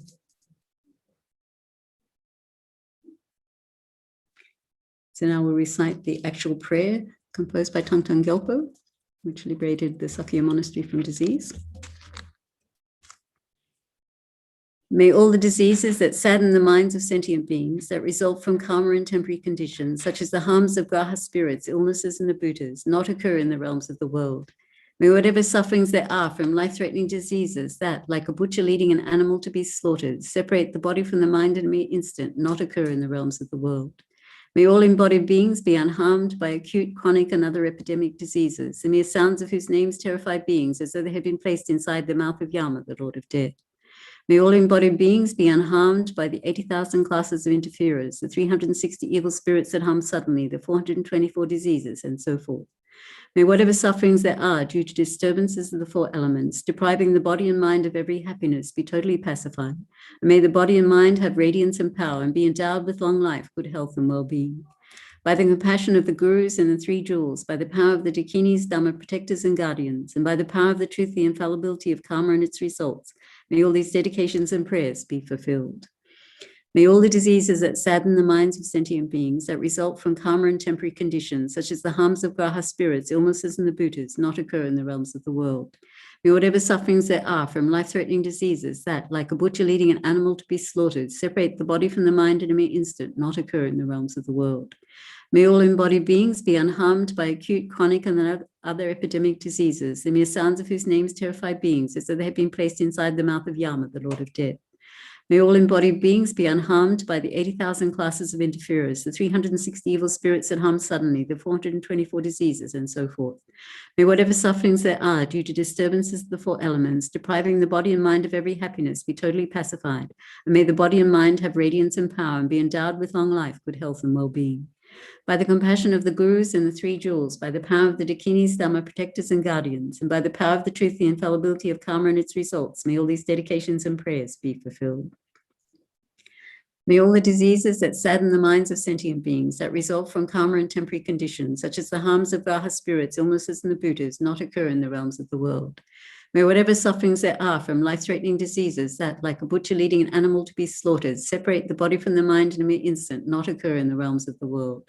May all embodied beings be unharmed by acute, chronic, and other epidemic diseases, the mere sounds of whose names terrify beings as though they have been placed inside the mouth of Yama, the Lord of Death. May all embodied beings be unharmed by the 80,000 classes of interferers, the 360 evil spirits that harm suddenly, the 424 diseases, and so forth. May whatever sufferings there are due to disturbances of the 4 elements, depriving the body and mind of every happiness, be totally pacified. And may the body and mind have radiance and power and be endowed with long life, good health, and well-being. By the compassion of the gurus and the 3 jewels, by the power of the dakinis, dhamma protectors and guardians, and by the power of the truth, the infallibility of karma and its results, may all these dedications and prayers be fulfilled. May all the diseases that sadden the minds of sentient beings, that result from karma and temporary conditions, such as the harms of graha spirits, illnesses, and the bhutas, not occur in the realms of the world. May whatever sufferings there are from life-threatening diseases that, like a butcher leading an animal to be slaughtered, separate the body from the mind in a mere instant, not occur in the realms of the world. May all embodied beings be unharmed by acute, chronic, and other epidemic diseases, the mere sounds of whose names terrify beings as though they have been placed inside the mouth of Yama, the Lord of Death. May all embodied beings be unharmed by the 80,000 classes of interferers, the 360 evil spirits that harm suddenly, the 424 diseases, and so forth. May whatever sufferings there are due to disturbances of the 4 elements, depriving the body and mind of every happiness, be totally pacified. And may the body and mind have radiance and power and be endowed with long life, good health, and well-being. By the compassion of the gurus and the 3 jewels, by the power of the dakinis, dhamma protectors and guardians, and by the power of the truth, the infallibility of karma and its results, may all these dedications and prayers be fulfilled. May all the diseases that sadden the minds of sentient beings that result from karma and temporary conditions, such as the harms of Graha spirits, illnesses, and the Buddhas, not occur in the realms of the world. May whatever sufferings there are from life-threatening diseases that, like a butcher leading an animal to be slaughtered, separate the body from the mind in a mere instant, not occur in the realms of the world.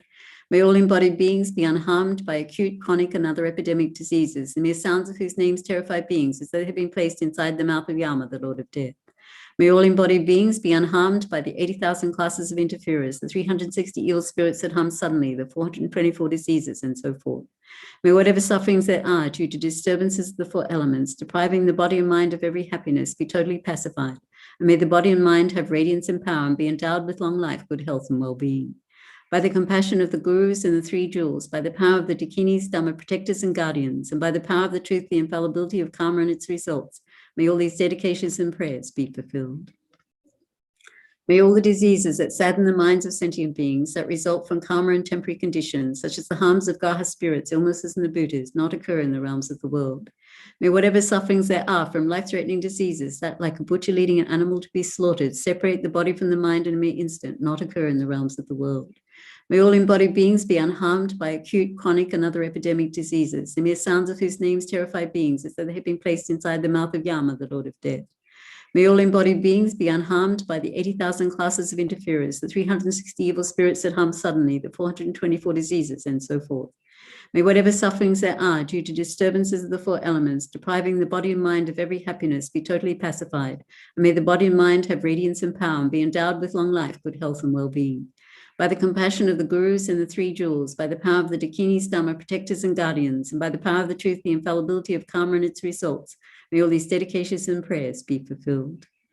May all the diseases that sadden the minds of sentient beings that result from karma and temporary conditions, such as the harms of Graha spirits, illnesses, and the Buddhas, not occur in the realms of the world. May whatever sufferings there are from life-threatening diseases that, like a butcher leading an animal to be slaughtered, separate the body from the mind in a mere instant, not occur in the realms of the world. May all embodied beings be unharmed by acute, chronic, and other epidemic diseases, the mere sounds of whose names terrify beings as though they had been placed inside the mouth of Yama, the Lord of Death. May all embodied beings be unharmed by the 80,000 classes of interferers, the 360 evil spirits that harm suddenly, the 424 diseases, and so forth.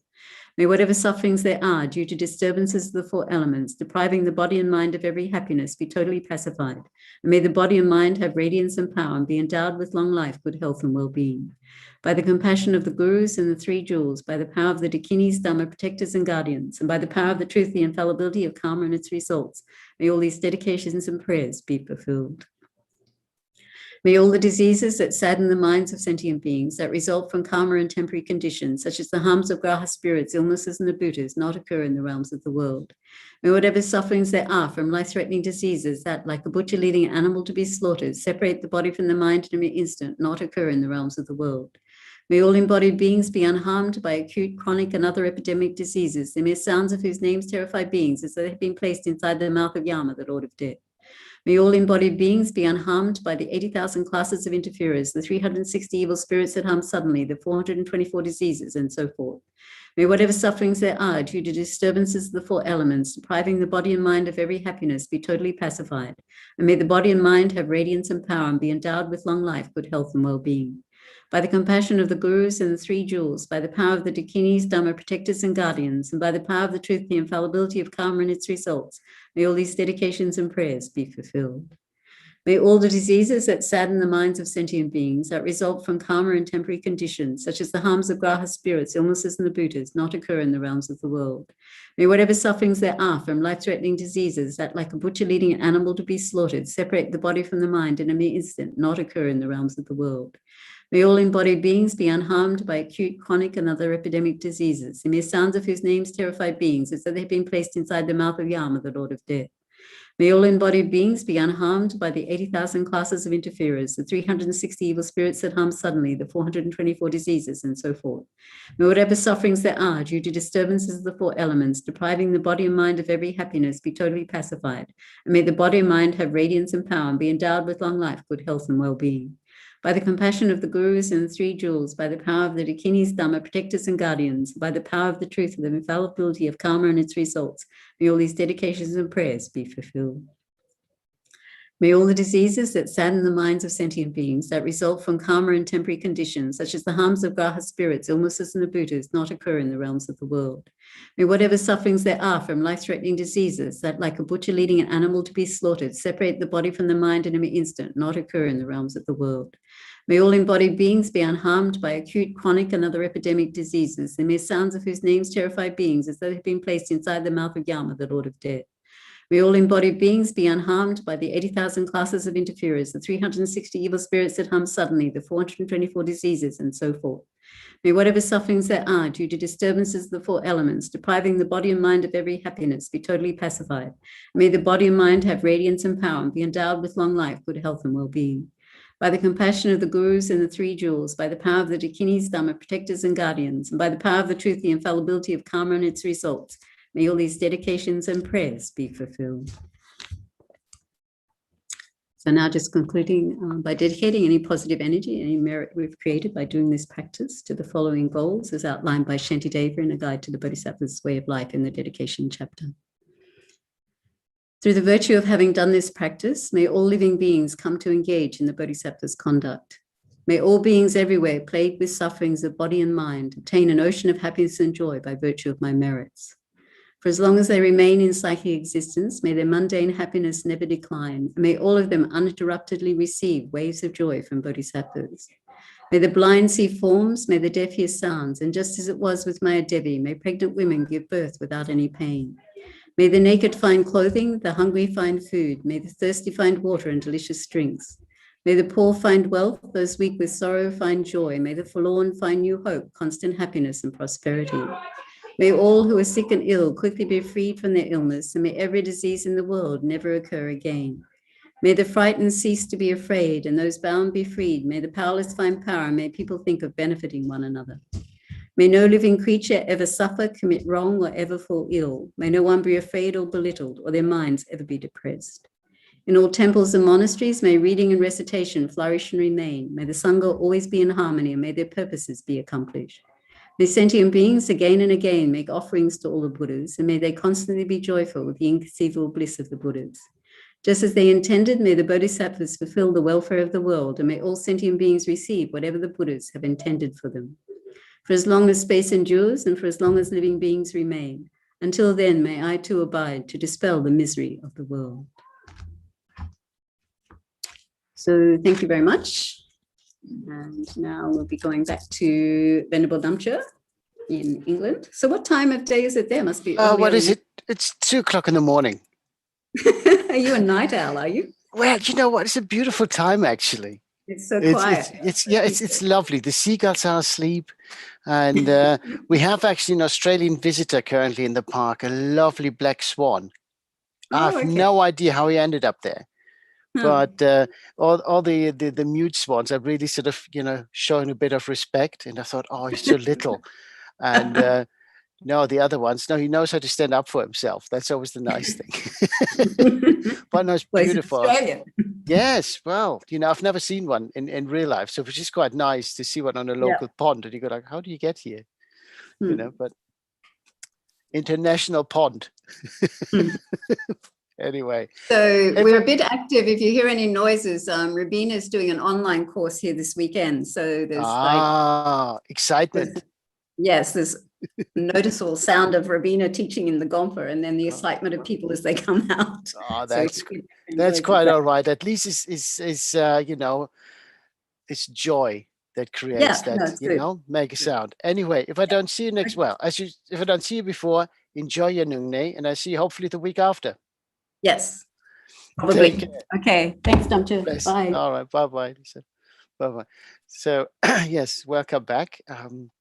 Yes, it's another half hour with me now. Hello? Hang on. No worries. No sweat. Switch yourselves off. Relax.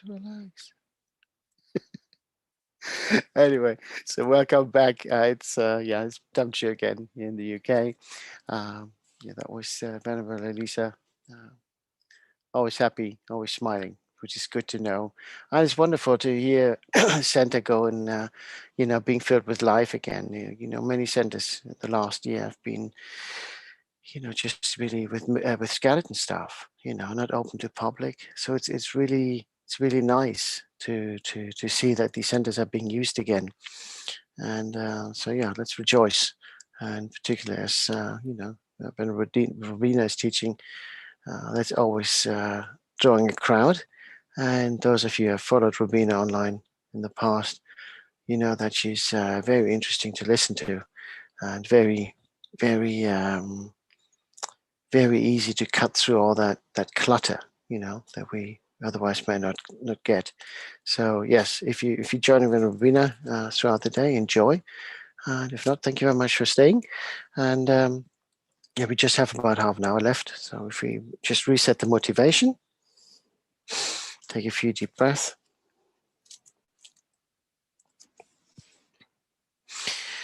And let's address the 3 levels of motivation. So if you're starting your day, it's good to to set the motivation for the day. If you're throughout the day, you can reflect how you're doing, whether you're still on course, and make the modifications that way. And if it's sort of, day end for you, it's also good then to reflect on how did we do throughout the day. Did we achieve our goal? And if not, where can we improve? There's this one little, segment that says as much as possible, today as much as possible. So we are human, we are, we're likely to fail on certain things until we get everything perfect, but in the meantime, there are certain limitations, and until we practice and practice and practice and get better at it, there are chances we trip up, and that's okay as long as we recognize. Okay. Today, as much as possible, I will harm no living beings with the actions of my body, speech, or mind. Today, as much as possible, I will seek to benefit others in whatever way I can. Today, as much as possible, I will generate bodhicitta. May the actions of my body, speech, and mind be imbued with this profound motivation.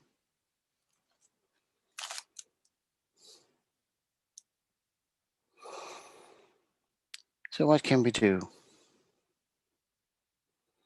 What can we do, to keep things happy, to keep things beneficial for other sentient beings? Watch the actions of our body, speech, and mind, the source of all suffering. Thoughts become words, words become actions.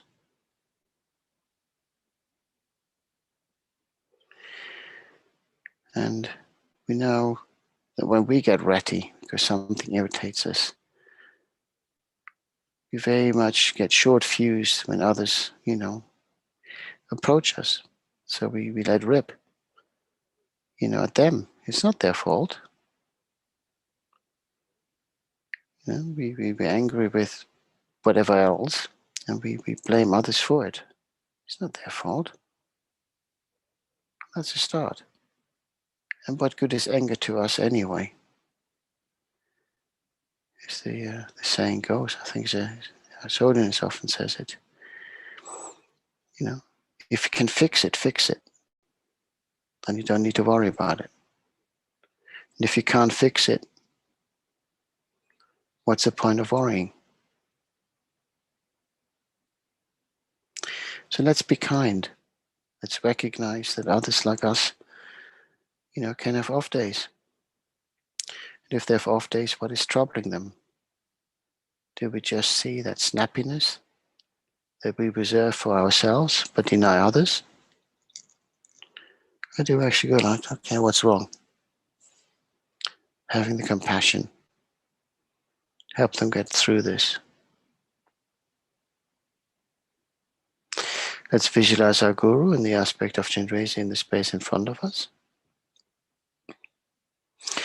And from the Guru, light emanates in all 10 directions. And each light beam finding one of the infinite number of sentient beings wherever they are, entering their bodies through the crown of their heads, filling them with love and compassion and purifying light nectar. cleansing away all negative karma and delusions of past lifetimes.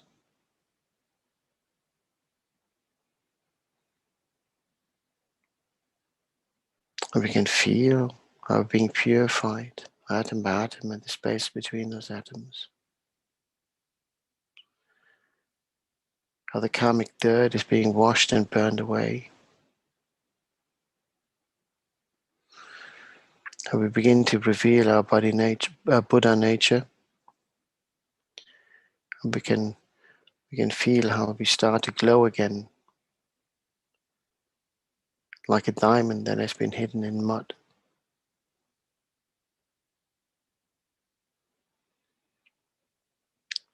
And we recognize again that these actions of body, speech, and mind represented by Om that have kept us in samsara. And to get out of samsara, we need to transform into the holy aspect of body, speech, and mind of the Guru deity. In order to do that, we need to acquire wisdom and compassion, Mani and Padma, and combine them in Om.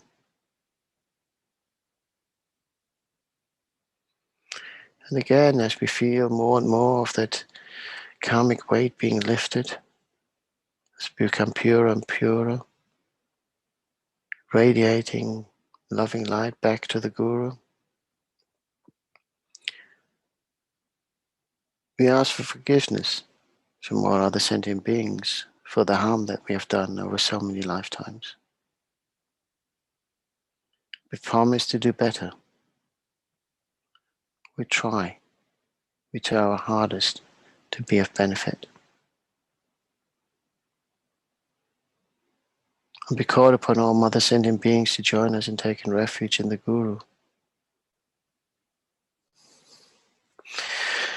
All sentient beings, my mothers who are infinite like space, go for refuge to the precious Guru Buddha. We go for refuge to the Buddha, the Dharma, and the Sangha. We go for refuge to the assembly of Gurus, Siddhams, and Dakinis. We go for refuge to the empty clarity of our minds, the Dharmakaya. All sentient beings, my mothers who are infinite like space, go for refuge to the precious Guru Buddha. We go for refuge to the Buddha, the Dharma, and the Sangha. We go for refuge to the assembly of Gurus, Siddhams, and Dakinis. We go for refuge to the empty clarity of our minds, the Dharmakaya. All sentient beings, my mothers who are infinite like space, go for refuge to the precious Guru Buddha. We go for refuge to the Buddha, the Dharma, and the Sangha. We go for refuge to the assembly of Gurus, Siddhams, and Dakinis. We go for refuge to the empty clarity of our minds, the Dharmakaya.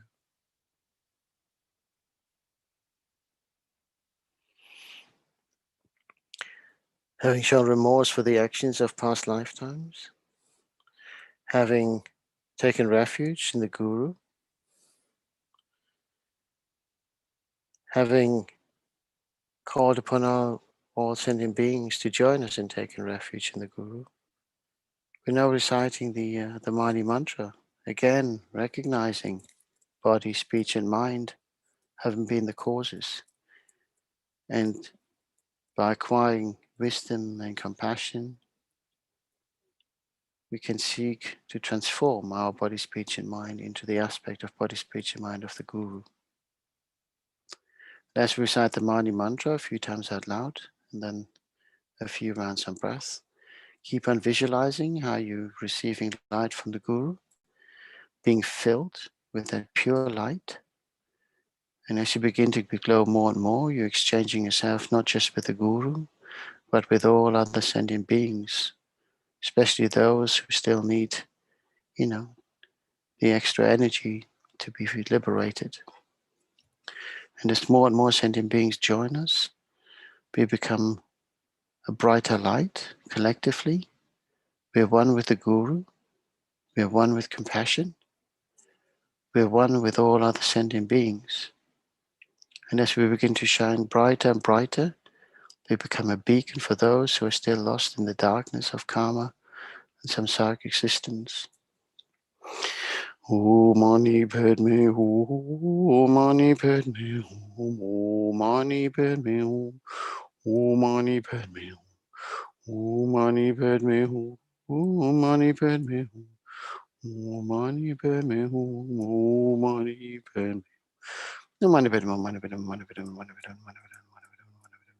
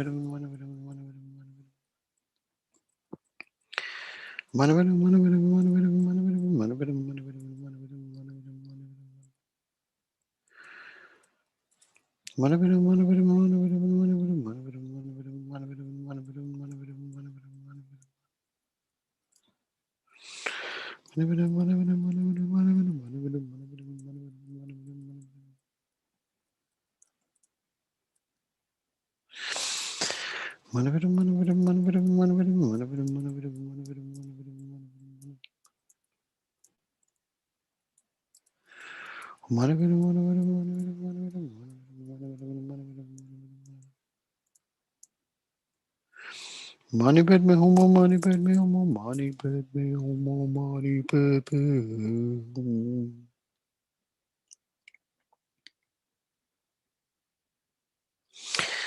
So having recited the Mani mantras, having exchanged ourselves with all Mother Sending Beings, maybe visualize ourselves now as pure, and from that pure state we hold on to that pure state for as long as possibly can for at least the duration of these prayers. If you're skilled, maybe for the rest of the day, the week. If you're very, very skilled, maybe for the year, this lifetime.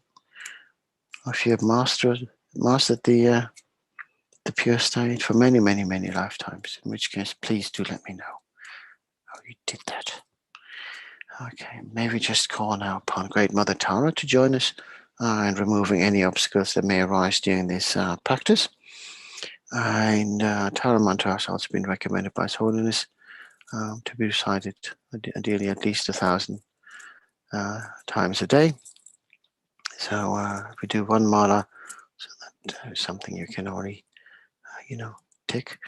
Something less for you to recite later on, but please, don't just stick to the 1,000. If you want to do and can do more, please do so. So we visualize the Great Mother Tower in the space in front of us, emerald green in color.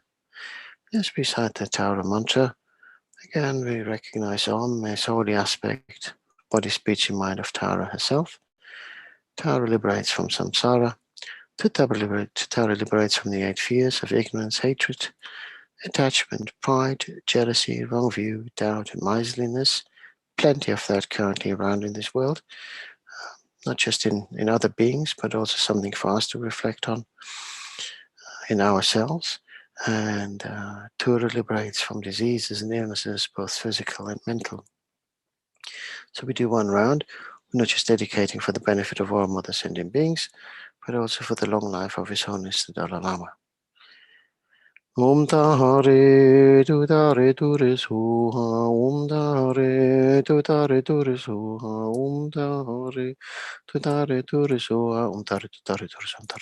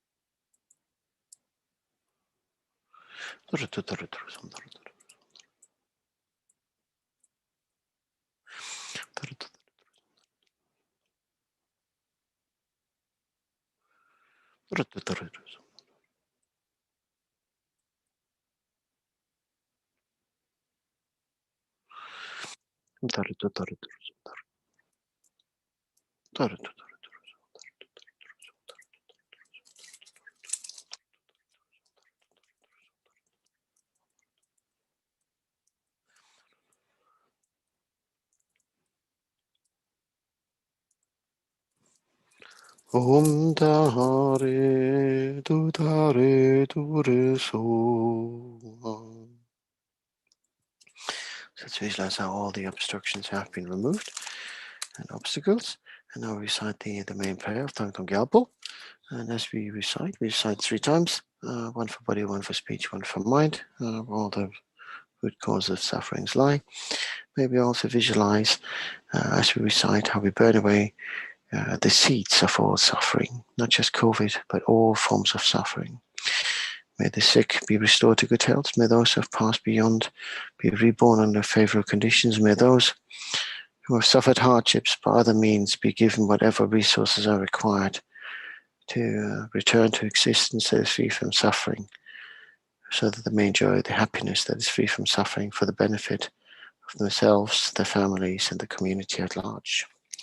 May all the diseases that tear the minds of sentient beings that result from karma and temporary conditions, such as the harms of grass, pits, illness, and the Buddhas, not occur in the realms of the world. May whatever sufferings there from life-threatening diseases that, like a butcher leading an animal to be slaughtered, separate the body from the mind and remains not occur in the realms of the world.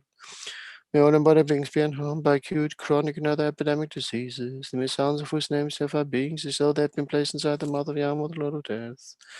May all embodied beings be unharmed by the 80,000 classes of interferers, the 360 evil spirits that suddenly, the 424 diseases, and so forth. May whatever sufferings now from due to life. May whatever sufferings there are due to disturbances of the 4 elements, depriving the body and mind of every happiness, be totally pacified. May the body and mind of radiance and power be endowed with long life, good health, and well-being. By the compassion of the Gurus and the 3 jewels, by the power of the Dakini, stand protectors and guardians, by the power of the truth of the infallibility of karma and its results, may all these dedications and prayers be fulfilled. May all the diseases that tear in the minds of sentient beings that result from karma and temporary conditions, such as the harms of grass, pits, illness, and the Buddhas, not occur in the realms of the world. May whatever sufferings there are from life-threatening diseases, that like a butcher leading an animal to be slaughtered, separate the body from the mind in an instant, not occur in the realms of the world. May all embodied beings be unharmed by acute, chronic, and other epidemic diseases, the mere sounds of whose names there are beings, so they have been placed inside the mouth of Yama, the Lord of Death.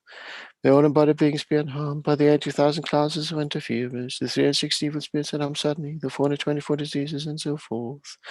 May whatever sufferings there are due to disturbances of the 4 elements, depriving the body and mind of every happiness, be totally pacified. May the body and mind of radiance and power be endowed with long life, good health, and well-being. By the compassion of the Gurus and the 3 jewels, by the power of the Dakinis, Dharma protectors and guardians, by the power of the truth of the infallibility of karma and its results, may all these dedications and prayers be fulfilled. May all the diseases that tear the minds of sentient beings that result from karma and temporary conditions, such as the harms of grass, pits, illness, and the Buddhas, not occur in the realms of the world. May whatever sufferings there are from life-threatening diseases, that like a butcher leading an animal to be slaughtered, separate the body from the mind and means not occur in the realms of the world. May all embodied beings be unharmed by acute, chronic, and other epidemic diseases, mere sounds of whose names there are beings, so they have been placed inside the mouth of Yama, the Lord of Death. May all embodied beings be unharmed by the 80,000 classes of interferers, the 360 evil spirits that harm suddenly, the 424 diseases, and so forth. May whatever sufferings there are due to disturbances of the 4 elements, depriving the body and mind of every happiness, be totally pacified. May the body and mind of radiance and power be endowed with long life, good health, and well-being. By the compassion of the Gurus and the 3 jewels, by the power of the Dakinis, Dharma protectors and guardians, and by the power of the truth of the infallibility of karma and its results, may all these dedications and prayers be fulfilled.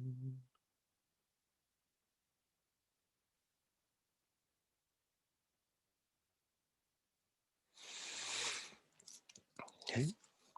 maybe now visualize that all the seeds of the pandemic have been destroyed, and the seeds of all root causes. That is, if we have done so with the purest of intentions, and also we haven't forgotten to clear the ground where we stood. Maybe put our tools down. If you think about it in the garden, when you do try and remove knotweed or something, you need to get everything out of the ground. So if we just forget where we stood and didn't clear there, it can come back as well. So we've got, okay. May we dedicate to the benefit of all mother sentient beings. May all sentient beings be free from suffering and its causes. And may we be the cause for them to be free from suffering and enjoy the happiness that is free from suffering. May all sentient beings live long and healthy lives and achieve enlightenment as quickly as possible.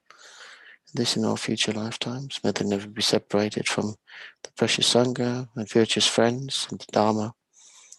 May we always benefit from the presence of our precious gurus, in particular His Holiness the 14th Dalai Lama and Lama Zopa Rinpoche. May both their wishes be swiftly fulfilled. May they live long and healthy lives.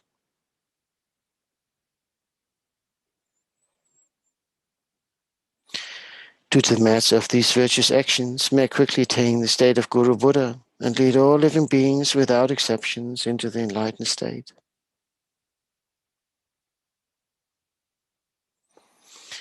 May the supreme jewel of bodhicitta that has not arisen arise and grow, or may that which has arisen not diminish but increase more and more.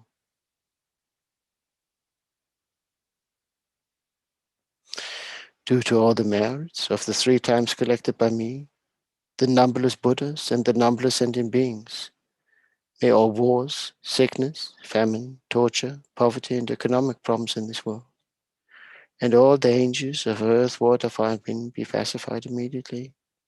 And may perfect peace and happiness prevail in everyone's hearts and lives.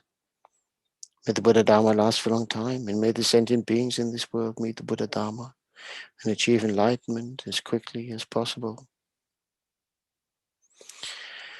Due to all the past, present, and future merits collected by me, and all the merits of the 3 times collected by the numberless Buddhas and numberless sentient beings, which are completely empty of existing from their own side, may I, who am completely empty of existing from my own side, achieve that state of enlightenment which is completely empty of existing from its own side, and lead all sentient beings who are completely empty of existing from their own side to that state which is completely empty of existing from its own side, by myself alone, who is completely empty of existing from my own side.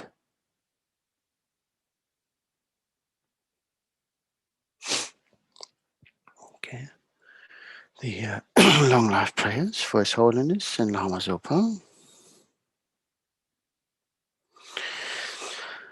Gangri rawe kwe shingandi pendan deva malu jungwe ne Chenrezig Thangtong Gyalpo yi shape site padu tengyu hochi.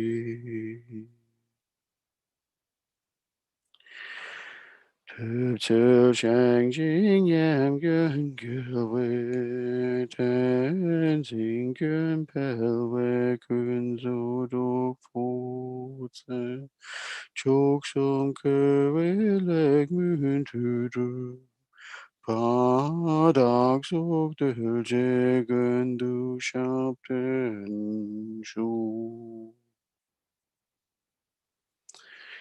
Thank you very much, everyone who joined me throughout this session. Thank you very much if you have been here from the beginning of today's prayerathon. Thank you. It's lovely to have you back on a regular basis. Thank you if you stayed on or staying on to see Venerable Tony, who is next. Is that from Chenrezig Institute? Is it from here? Oh, yeah, I think, yeah, it's your Tony. Yes. Okay, he hasn't come yet. Hold on, let me get a knife. Let me just carve something into the wall. Unusual, because I know he's been on a lovely long retreat, hasn't he? And he was really looking forward to being back on. So here you go.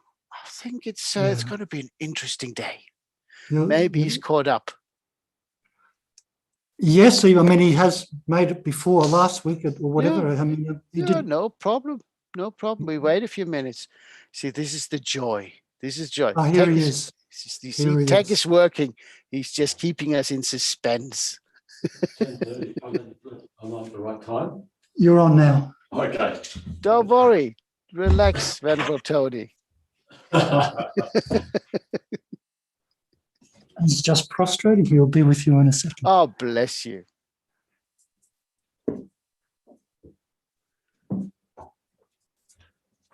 While we're waiting for Venerable Tony, so that he has a moment to just relax and set himself up, let's just recite a few more Tara mantras. And then Venerable Tony can let us know when he's ready. Om Dare Tu So. Om Dare Tu So.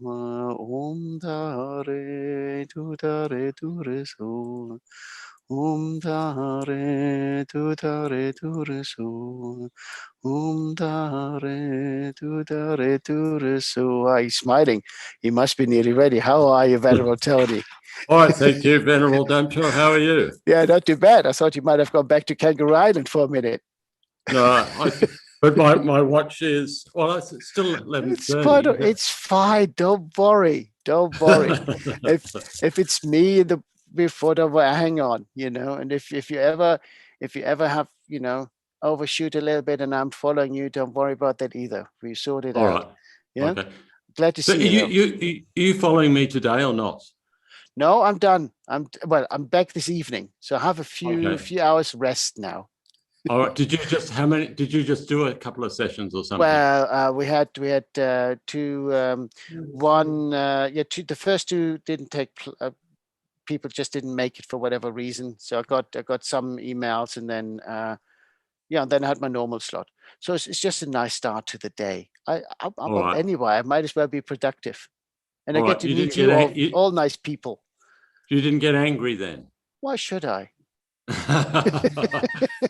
Well, Not I yet. think I might. I think I might. Oh, well, if I would have gotten up now, you know what? It's one of those things with prayerathon. Things happen for a reason, like many things in Dharma. Things happen to teach you something if you're willing to listen.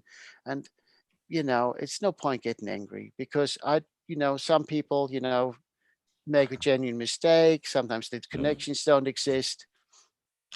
I'm not there to control that. I just want people to be happy and come back with a smile. That's good. Yeah.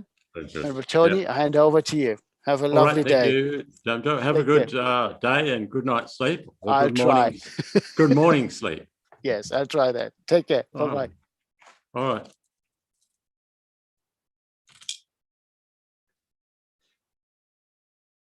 All right. So then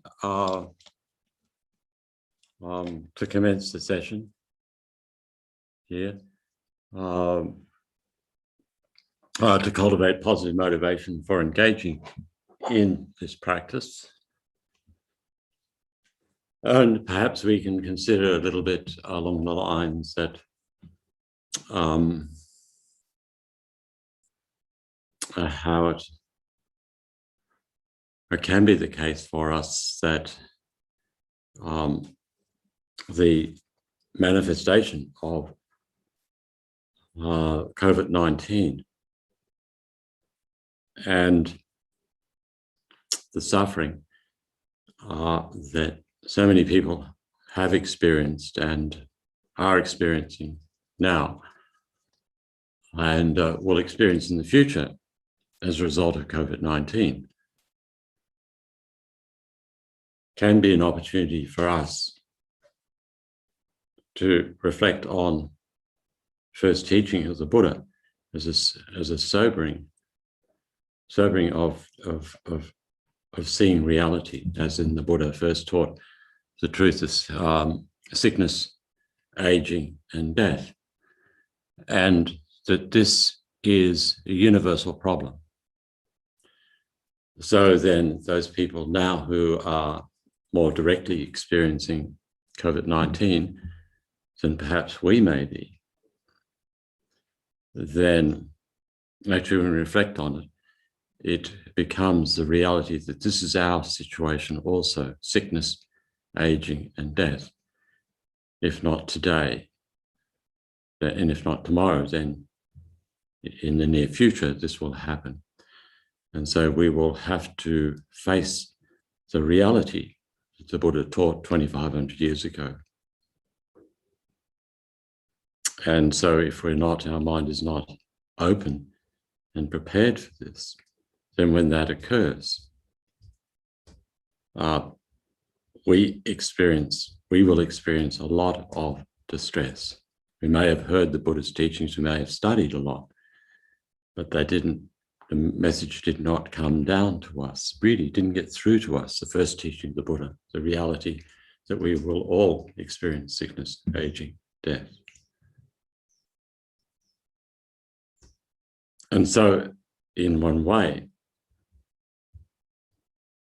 it could be seen that what we're observing now and the pain and suffering that people who are experiencing COVID-19 more directly, we are beneficiaries to be able to look into our own lives and open our mind up to the reality of our existence. It gives us the opportunity to open up and have our mind prepared throughout the remainder of this life for the reality of suffering. And so having a mind that is not liable to be resentful or fighting against misfortune, but to be prepared for it. So it's due to the kindness, in a sense, of those now who are experiencing COVID-19 and those who care for them and suffering more directly. It's due to their kindness that we have the opportunity to develop our mind more fully. Then also it becomes the opportunity to be able to see we're just one person and we have our difficulties. It's just the suffering and problem of one person. Others are many. And so as we look, the numbers of people who are suffering from COVID-19, either directly or suffering as a result of it by being friends and relatives and so on, this becomes an opportunity for us to make use of our life. The purpose of our life is to develop the mind of compassion for others.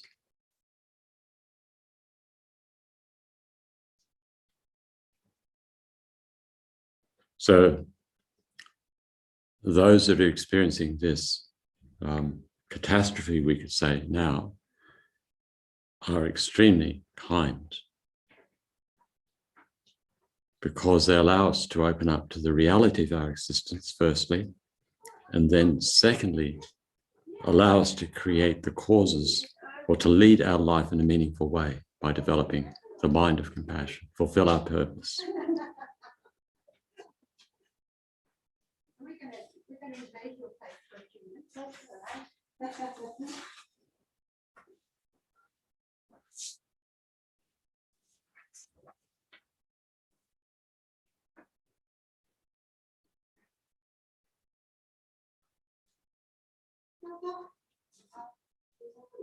So then we can recite this refuge prayer.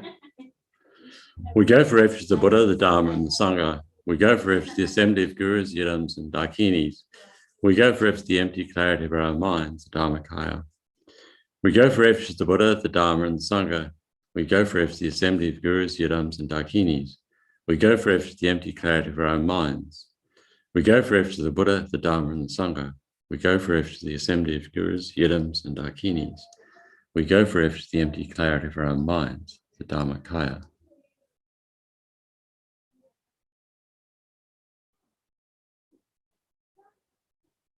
And so then we can recite the mantra of Chenrezig. We write three malas of Chenrezig's mantra. And firstly, to invoke the presence of Chenrezig, having motivated in a positive way, the Chenrezig embodiment of all the Buddha's compassion. Very pleased at the idea that we're going to try to use our life in the best possible way to be of benefit to others. So visualize that Chenrezig comes to the crown of the head, of your head. And as we recite the mantra, then to imagine that blissful nectar rays cascade down through us and bless our mind with the quality of compassion, of all the Buddha's compassion.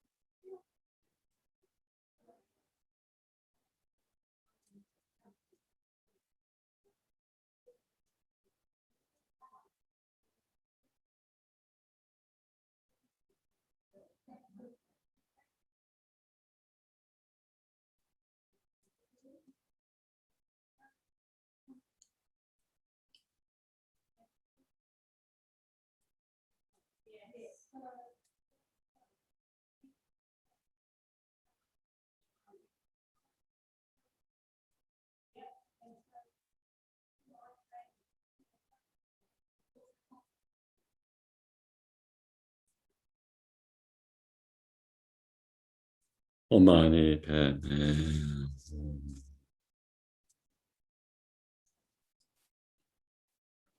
So then, just before we start the actual prayer, perhaps expand the mind out to try to get some sort of sense of just how much, people have been affected by COVID-19. How many people are suffering as a result of it, either from the illness itself or those people who are the carers.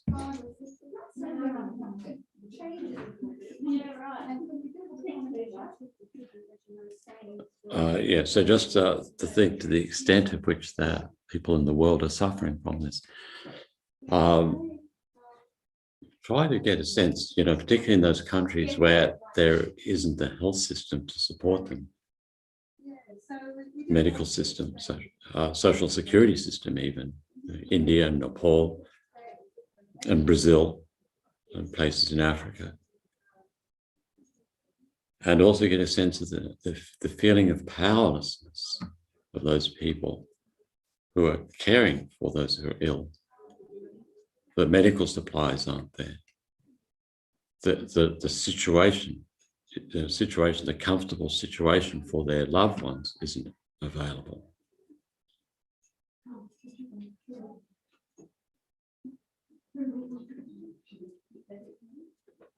So there are many things that those people are dealing with, not just from the illness, but there are other factors as well. And so here is to try to generate that sensitivity of mind, this spaciousness within our own mind that's able to embrace the extent of the pain that's being experienced in the world as a result of COVID-19.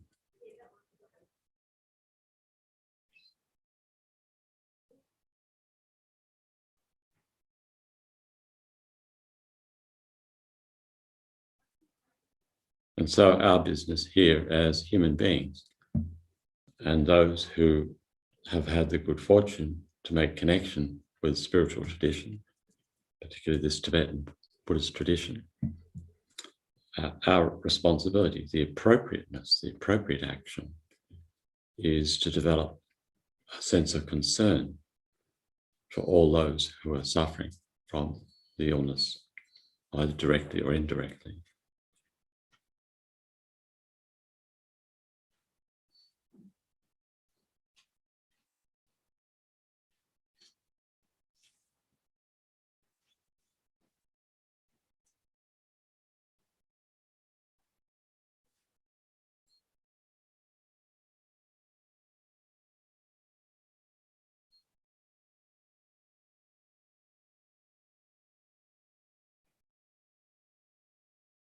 And so this is very important because otherwise we have human life.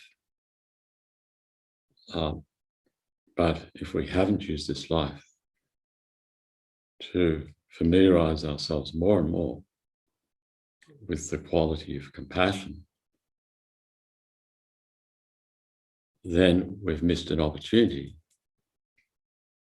We've been given having this life to make use of this life very well in order to accomplish the benefit of others, and then as a byproduct of that, benefit ourselves.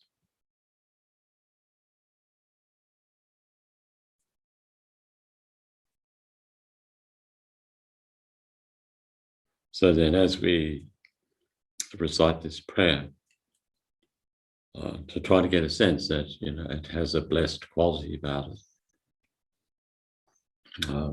It's been engaged and used by many people over the centuries. And there's a certain power to it now. And to generate that kind of attitude, kind of mind, the kind of faith mind that feels that by reciting this can be beneficial to oneself and to others.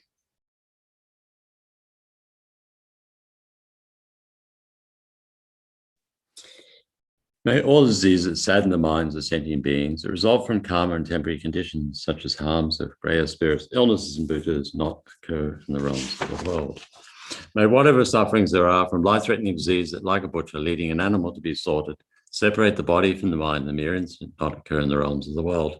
May all embodied beings be unharmed by acute, chronic, and other epidemic diseases, the mere sounds of whose names terrify beings as though they had been placed inside the mouth of Yama, the Lord of Death.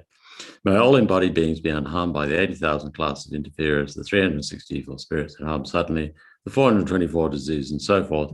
May whatever sufferings are due to disturbance of the four elements, depriving the body and mind of every happiness, be totally pacified. May the body and mind have radiance and power and be endowed with long life, good health, and well-being. By the compassion of the Gurus and the Three Jewels and the power of Dakinis, Dhamma protectors, and guardians, by the power of the truth and the infallibility of karma and its results, may all these dedication and prayers be fulfilled. May all diseases that sadden the minds of sentient beings that result from karma and temporary conditions such as harms of greyer spirits, illnesses, and Buddhas not occur in the realms of the world. May whatever sufferings there are from life-threatening disease that, like a butcher leading an animal to be slaughtered, separate the body from the mind in a mere instant, not occur in the realms of the world. May all embodied beings be unharmed by acute, chronic, and other epidemic diseases, the mere sounds of whose names terrify beings as though they are placed inside the mouth of Yama, the Lord of Death.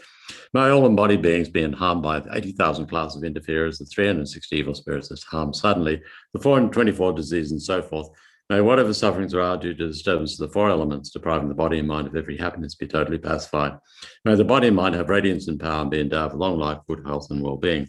By the compassion of the Gurus and the Three Jewels, by the power of Dakinis, Dhamma protectors, and guardians, by the power of the truth and infallibility of karma, its results, may all these dedications and prayers be fulfilled. May all diseases sadden the minds of sentient beings that result from karma and temporary conditions such as harms of greyer spirits, illness, and Buddhas not occur in the realms of the world. May whatever sufferings there are from life-threatening disease that, like a butcher leading an animal to be slaughtered, separate the body from the mind in a mere instant, not occur in the realms of the world. May all embodied beings be unharmed by acute, chronic, and other epidemic diseases, the mere sounds of whose names terrify beings as though they've been placed inside the mouth of Yama, the Lord of Death. May all embodied beings be unharmed by the 80,000 classes of interferers, the 360 evil spirits that harm suddenly, the 424 diseases, and so forth. May whatever sufferings there are due to disturbance of the four elements, depriving the body and mind of every happiness, be totally pacified. May the body and mind have radiance and power and be endowed with long life, good health, and well-being. By the compassion of the Gurus and the Three Jewels, by the power of the Dakinis, Dhamma protectors, and guardians, by the power of the truth and the infallibility of karma and its results, may all these dedications and prayers be fulfilled. May all diseases sadden the minds of sentient beings that result from karma and temporary conditions such as harms of greyer spirits, illnesses, and Buddhas not occur in the realms of the world. May whatever sufferings there are from life-threatening disease that, like a butcher leading an animal to be slaughtered, separate the body from the mind in mere instant, not occur in the realms of the world. May all embodied beings be unharmed by acute, chronic, and other epidemic diseases, the mere sounds of whose names terrify beings as though they've been placed inside the mouth of Yama, the Lord of Death. May all embodied beings be unharmed by the 80,000 class of interferers, the 360 evil spirits that harm suddenly, the 424 diseases, and so forth. May whatever sufferings there are due to disturbance of the four elements, depriving the body and mind of every happiness, be totally pacified. May the body and mind have radiance and power and be endowed with long life, good health, and well-being. By the compassion of the Gurus and the Three Jewels, by the power of the Dakinis, Dhamma protectors, and guardians, by the power of the truth and infallibility of karma, and its results, may all these dedications and prayers be fulfilled. May all diseases that sadden the minds of sentient beings that result from karma and temporary conditions such as harms of greyer spirits, illness, and Buddhas not occur in the realms of the world. May whatever sufferings there are from life-threatening disease that, like a butcher leading an animal to be slaughtered, separate the body from the mind in a mere instant, not occur in the realm of the world. May all embodied beings be unharmed by acute, chronic, and other epidemic diseases, the mere sounds of whose names terrify beings as though they're placed inside the mouth of Yama, the Lord of Death. May all embodied beings be unharmed by the 80,000 class of interferers, the 360 evil spirits that harm suddenly, the 424 diseases, and so forth. May whatever sufferings there are due to disturbance of the four elements, depriving the body and mind of every happiness, be totally pacified. And may the body and mind have radiance and power and be endowed with long life, good health, and well-being. By the compassion of the Gurus and the Three Jewels, by the power of Dakinis, Dhamma protectors, and guardians, by the power of the truth, the infallibility of karma and its results, may all these dedications and prayers be fulfilled. May all diseases sadden the minds of sentient beings that result from karma and temporary conditions, such as harms of greyer spirits, illnesses, and Buddhas not occur in the realms of the world. May whatever sufferings there are from life-threatening disease that, like a butcher leading an animal to be slaughtered, separate the body from the mind in the mere instant, not occur in the realms of the world. May all embodied beings be unharmed by acute, chronic, and other epidemic disease, the mere sounds of whose names terrify beings as they are placed inside the mouth of Yama, the Lord of Death. May all embodied beings be unharmed by the 80,000 class of interferers, the 360 evil spirits that harm suddenly, and 424 disease, and so forth. May whatever sufferings are due to disturbance of the four elements, depriving the body and mind of every happiness, be totally pacified. May the body and mind have radiance and power and be endowed with long life, good health and well-being. By the compassion of the Gurus and the three jewels, by the power of Dakinis, Dharma protectors and guardians, and by the power of the truth, the infallibility of karma as results, may all these dedications and prayers be fulfilled. May all diseases sadden the minds of sentient beings that result from karma and temporary conditions, such as harms of greater spirits, illnesses, and Buddhas not occur in the realms of the world. May whatever sufferings there are from life-threatening disease that, like a butcher leading an animal to be slaughtered, separate the body from the mind a mere instant, not occur in the realms of the world. May all embodied beings be unharmed by the acute, chronic, and other epidemic diseases, the mere sounds of whose names terrify being, so that they may be placed inside the mouth of Yama, the Lord of Death. May all embodied beings be unharmed by the 80,000 plants of interferers and 360 evil spirits that harm suddenly, 424 diseases, and so forth. May whatever sufferings there are due to the disturbance of the four elements, depriving the body and mind of every happiness, be totally pacified. May the body and mind have radiance and power and be endowed with long life, good health, and well-being. By the compassion of the Gurus and the three jewels, by the power of the Dakinis, Dharma protectors and guardians, by the power of the truth and infallibility of karma and its results, may all these dedications and prayers be fulfilled. May all diseases that sadden the minds of sentient beings that result from karma and temporary conditions, such as harms of greater spirits, illnesses, and Buddhas, not occur in the realms of the world. May whatever sufferings there are from life-threatening disease that, like a butcher leading an animal to be slaughtered, separate the body from the mind a mere instant, not occur in the realms of the world. May all embodied beings be unharmed by the acute, chronic, and other epidemic disease, the mere sounds of whose names terrify beings, as they are then placed inside the mouth of Yama, the Lord of Death. May all embodied beings be unharmed by the 80,000 classes of interferers, the 360 evil spirits, and harmed suddenly, the 424 diseases, and so forth. May whatever sufferings there are due to the disturbance of the four elements, depriving the body and mind of every happiness, be totally pacified. May the body and mind have radiance and power and be endowed with long life, good health, and well-being. By the compassion of the Gurus and the three jewels, by the power of Dakinis, Dharma protectors and guardians, by the power of the truth, the infallibility of karma as the results, may all these dedications and prayers be fulfilled. Okay, so then just to make dedication now.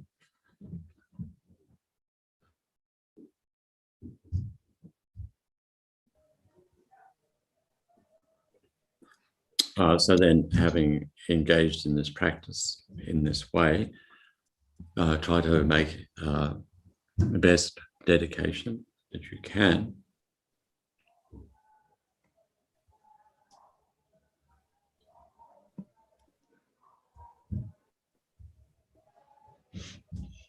And so then we can think, amongst the dedications, to think of those who've recently died, particularly as a result of COVID-19. Then may they take perfect human rebirth to kind, compassionate, Dharma-minded parents, make contact with faultless spiritual teachers, follow the grounds and paths, and attain a state of enlightenment.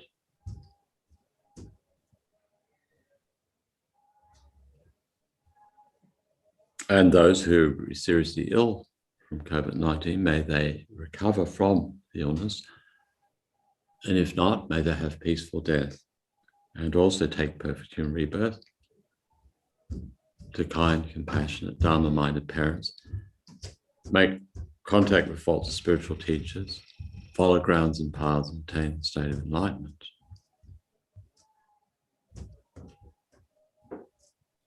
And wherever beings are experiencing difficulties in some way, particularly in relation to COVID-19, as a result of the illness or indirectly as a carer, or social problems as a result of it, financial problems, whatever, then may they be able to overcome these difficulties or transform them. And then to rejoice in the virtuous activities of those who are caring, involved in caring and protecting those who are ill. And wish them to continue to find the strength and resilience and good heart to continue in this way.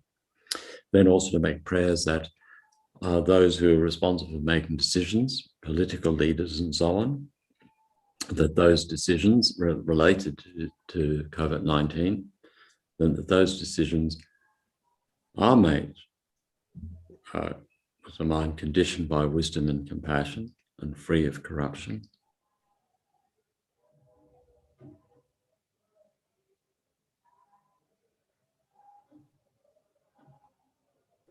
Then also by engaging in this practice here, that we also dedicate towards a continued connection with highly realized beings, and to make heartfelt wish that beings continue to manifest in the world and to give teachings, this nectar, universal medicine for healing, the Dharma teachings.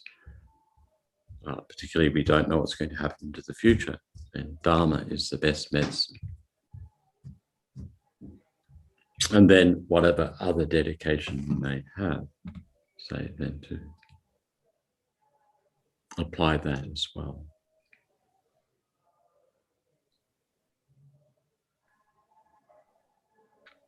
And particularly then also we say that for the long lives of our teachers, His Holiness the Dalai Lama, the Lama Zopa Rinpoche, then also the other lamas, teachers within our organization elsewhere, where Dharma is being taught. Okay, so then, thank you. Hi. Hey, good morning. Good morning. How are you? Fine, What thank time you. is it? And you? All right. Where are you now? Dharamsala. Oh, Dharamsala. Yeah. What time is it? It About- is 7:30.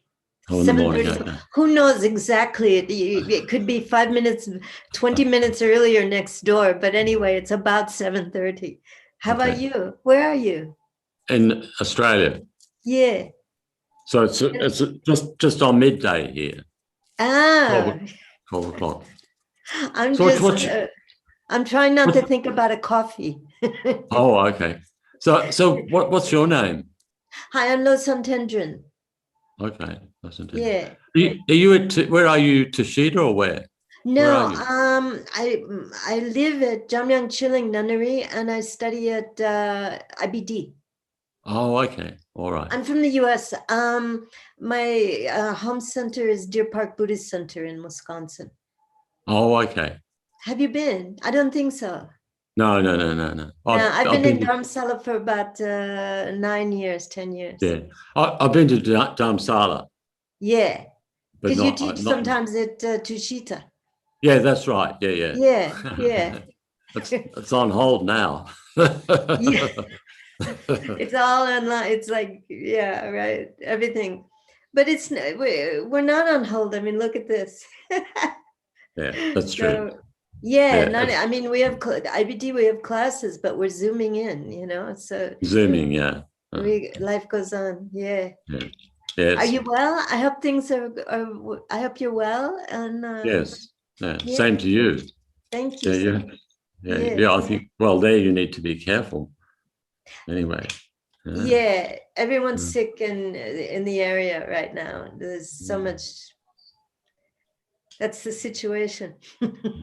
All right. Thank you for your beautiful dedication. It's very inspiring. I was really moved. Okay. Thank you. Have a good day and keep well. You Okay. too. Thank Bye. you. Bye. Thank you.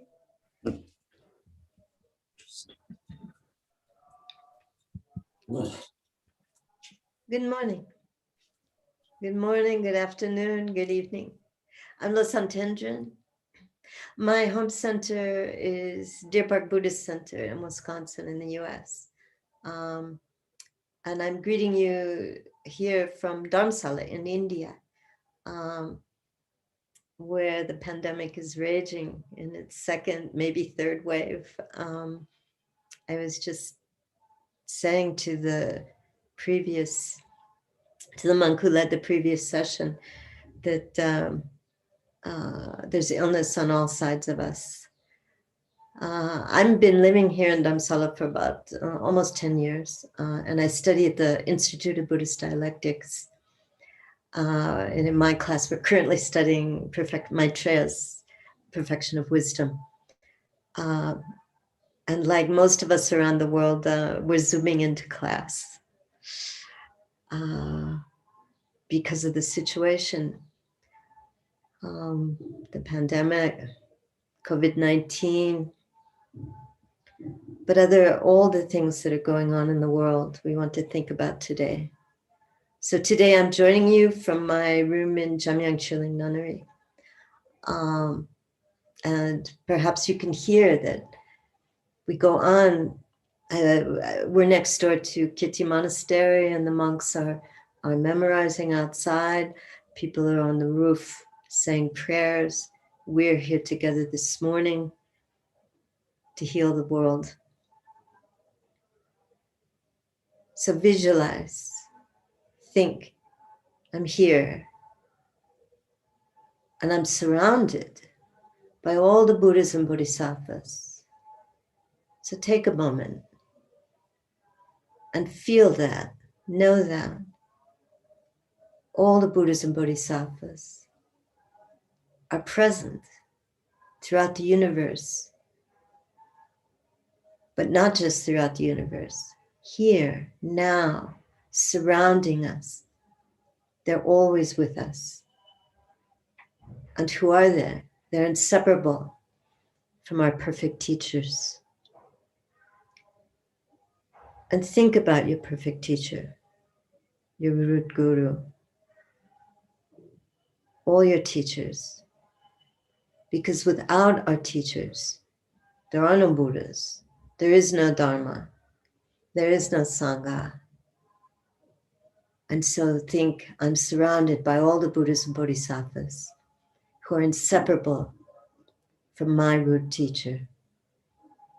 And therefore, it's just logical. I'm never alone because my teachers, who are the Buddhas and Bodhisattvas, are here guiding us to enlightenment.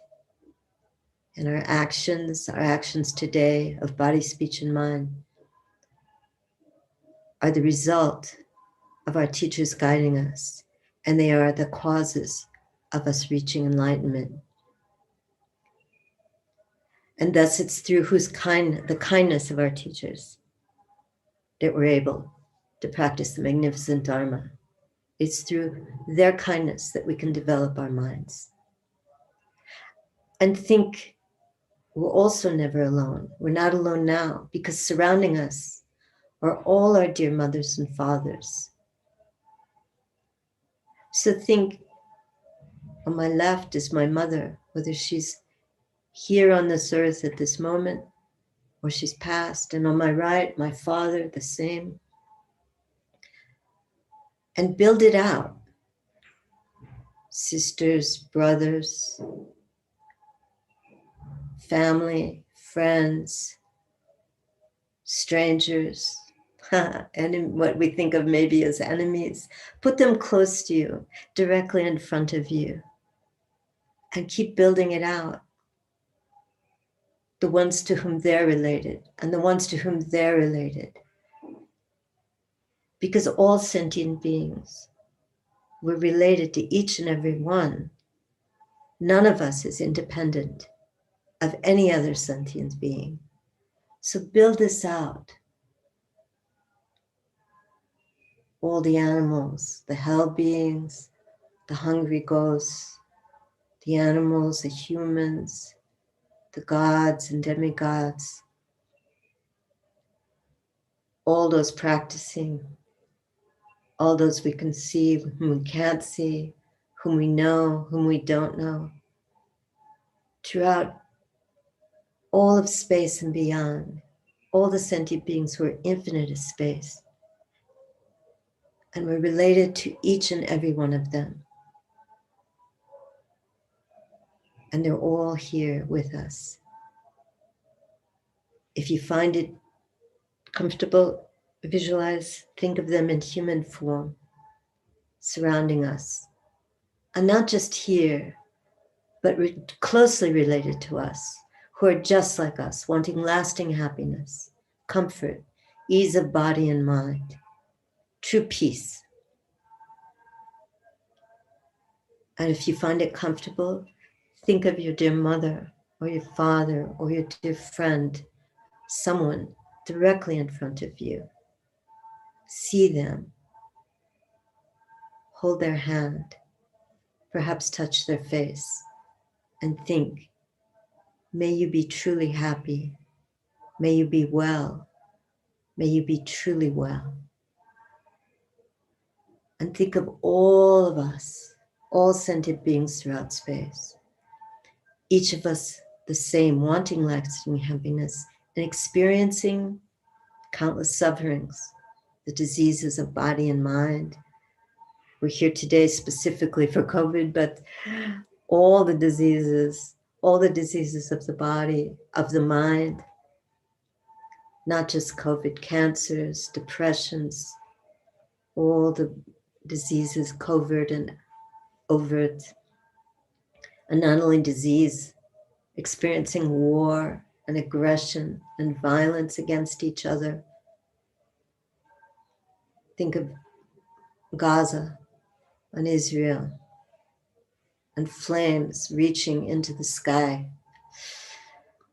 You can think of all the natural, what we call natural disasters of earthquakes, floods, fires, storms, and the causes of these elemental things, earthquakes, floods, which are the diseases of our body and mind, and specifically the diseases, the delusions, the afflictions of our mind, the hatred, attachment, the arrogance and jealousy, these things that envelop the mind and from which actions follow of body and speech. And you can think, well, I have some happiness, but it doesn't last. There's the suffering of change, of fear, loss, inexpressible grief, bewilderment, the very suffering of existence. So generate affection for all sentient beings.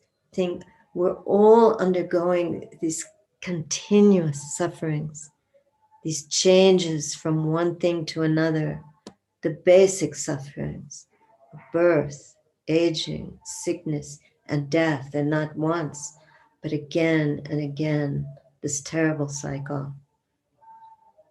And feel great affection for all of us, and focus on this feeling of affection for all of us, and increase it, and think, I want to place each and every sentient being in true happiness, true wellness, and peace. And think strongly, I can do this. I will do this. And in this action, we'll now engage in our activity of today, healing the world. And so think, what should I do first in order to place all sentient beings in happiness? And what I do first is take refuge. Essence encompassing all the Buddhas. Who is that? It's our teacher. We take refuge in our perfect teacher. Essence encompassing all the Buddhas, originator of all the holy Dharma of scripture and realization, foremost of all the noble ones intent on virtue. In the glorious holy gurus, I go for refuge.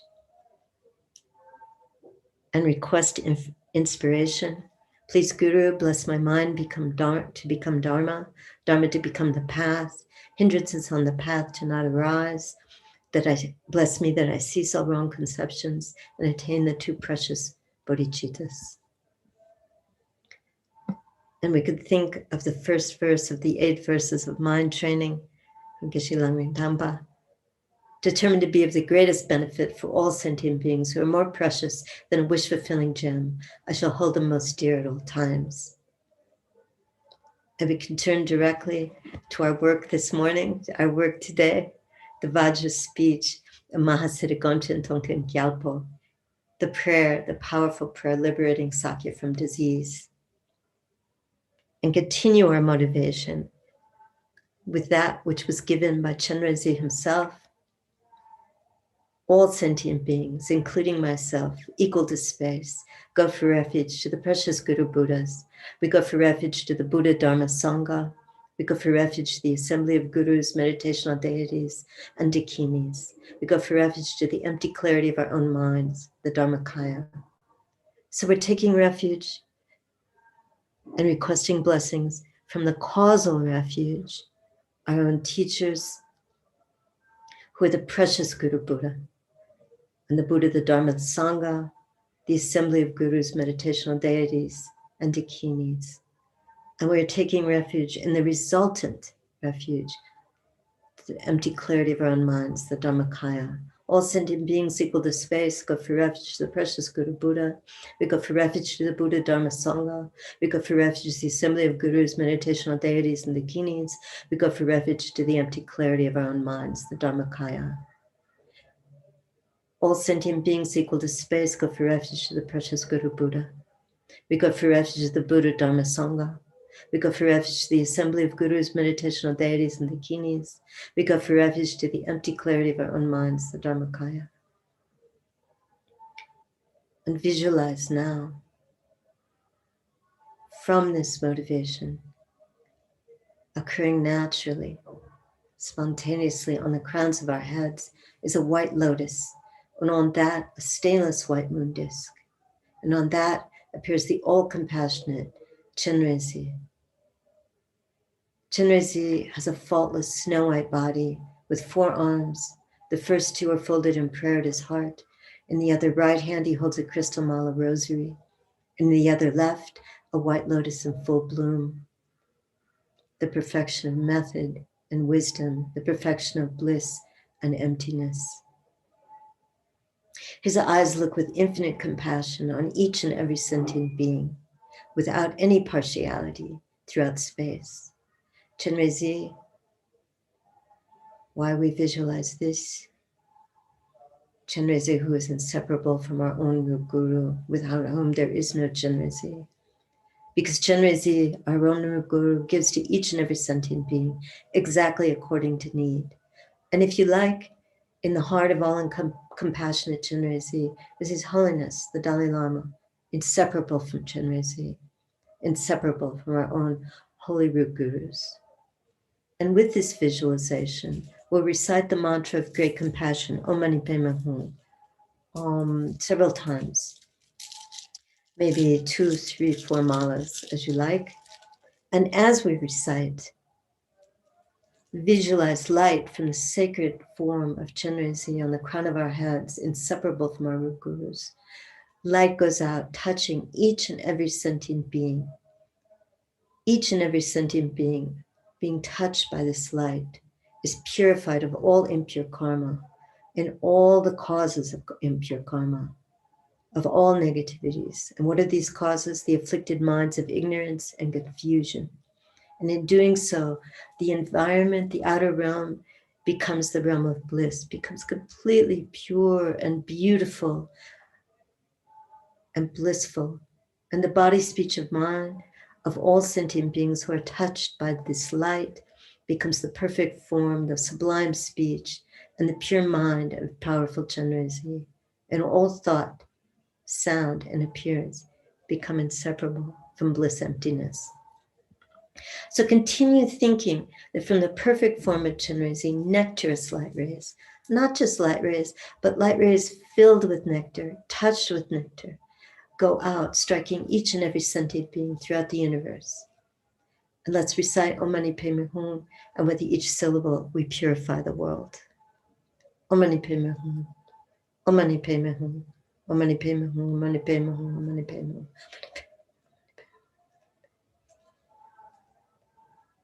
You can vocalize if you like.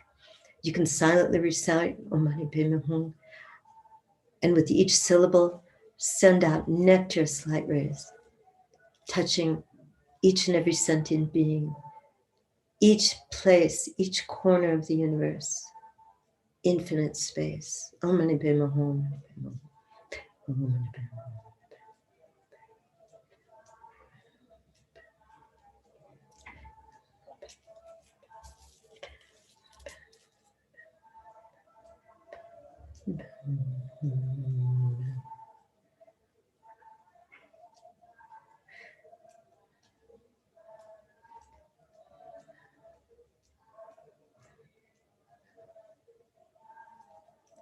Touching each and every sentient being, those who are ill, those who are experiencing war, those who are steeped in poverty, beings in the hell realms,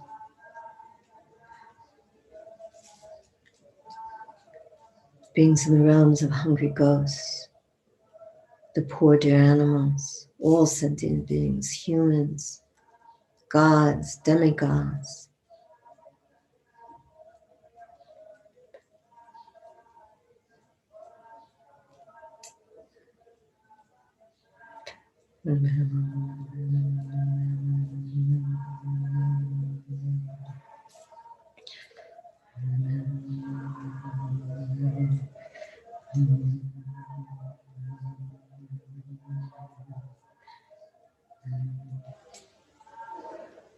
Establishing each and every sentient being in true happiness and true wellness and true peace. And the environment becomes completely pure, not slowly, touched by the nectar's light rays.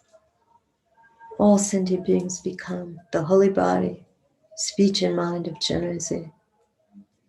And the environment becomes the blissful realm.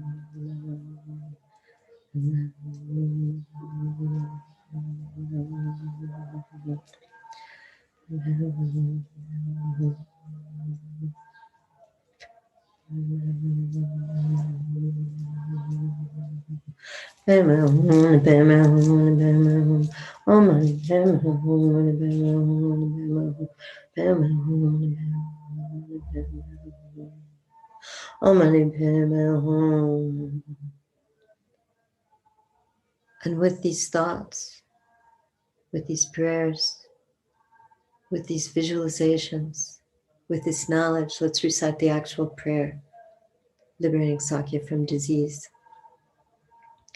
And you can continue to think that with this recitation, the environment is completely purified and all diseases and the causes of diseases are completely eliminated. May all the diseases that sadden the minds of sentient beings that result from karma and temporary conditions, it can all be purified. May all the diseases that sadden the minds of sentient beings that result from karma and temporary conditions, such as the harms of graha spirits, illnesses, and the elements, not occur in the realms of the world. Om Mani Padme Hum. May whatever sufferings there are from life-threatening diseases that, like a butcher leading an animal to be slaughtered, separate the body from the mind in a mere instant, not occur in the realms of the world. Om Mani Padme Hum. May all embodied beings be unharmed by acute, chronic, and others. In fact, may all embodied beings may all embodied beings be unharmed by acute, chronic, and other infectious diseases, the mere sounds of whose names terrifies beings, as though they've been placed inside the mouth of Yama, the Lord of Death. May all embodied beings be unharmed by the 80,000 classes of harmful interferers, the 360 evil spirits that harm suddenly, the 424 diseases, and so on. May whatever sufferings there are to disturbances of the four elements, depriving the body and mind of every pleasure, be totally pacified. May the body and mind have radiance and power, and be endowed with long life, good health, and well-being. By the compassion of the gurus and the triple gem, by the power of the dakinis, dharma protectors and guardians, by the unmistaking truth of karma and its results, may these many dedications and prayers be fulfilled immediately. May all diseases that sadden the minds of sentient beings that result from karma and temporary conditions, such as the harms of graha spirits, illnesses, and bhutas, not occur in the realms of the world. May whatever sufferings there are from life-threatening diseases, like a butcher leading an animal to be slaughtered, separate the body from the mind in a mere instant, not occur in the realms of the world.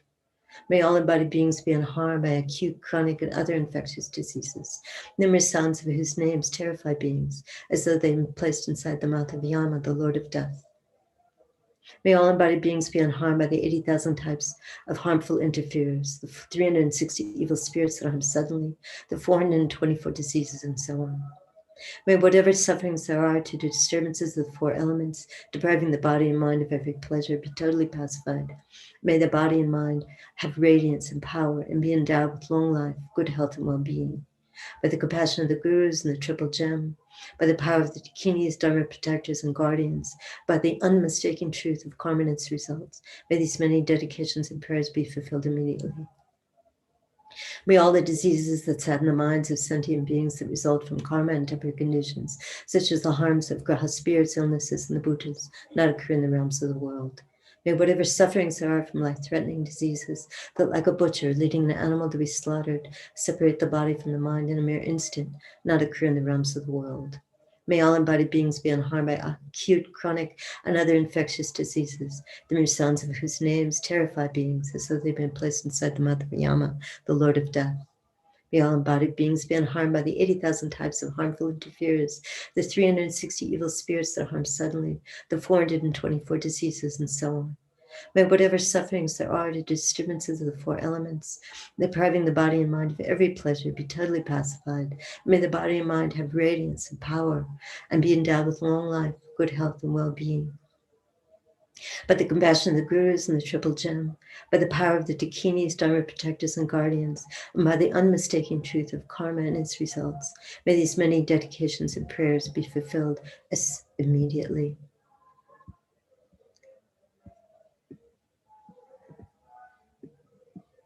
And let's continue these deep prayers with two verses from Lama Chöpa that we know well.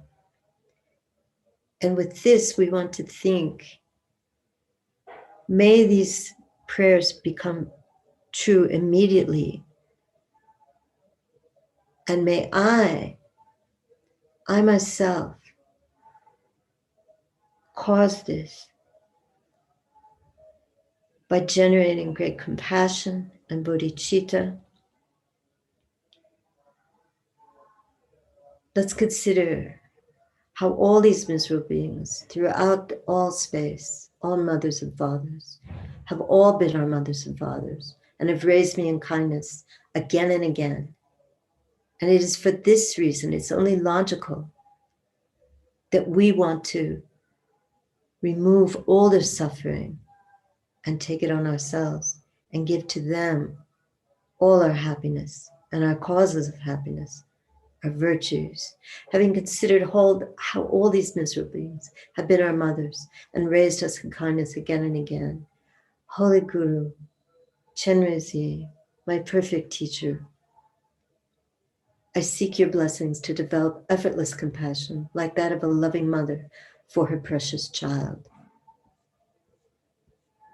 and feel great affection for all sentient beings, like your only child. And because of this thought, therefore, perfect, pure, compassionate Guru, Chenrezig, my perfect Guru, I seek your blessings that all negativities, obscurations, and sufferings of all mother migratory beings may without exception ripen upon me right now, and that by giving my happiness and virtue to others, all migrators, all my mothers and fathers may experience happiness.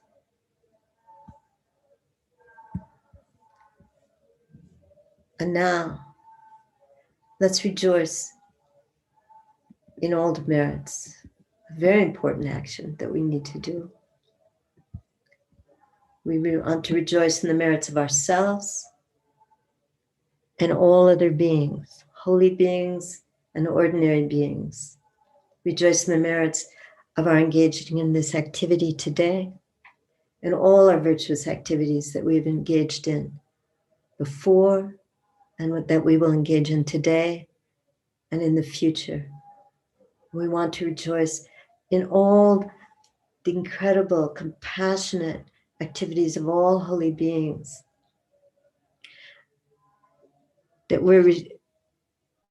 are the result of those activities.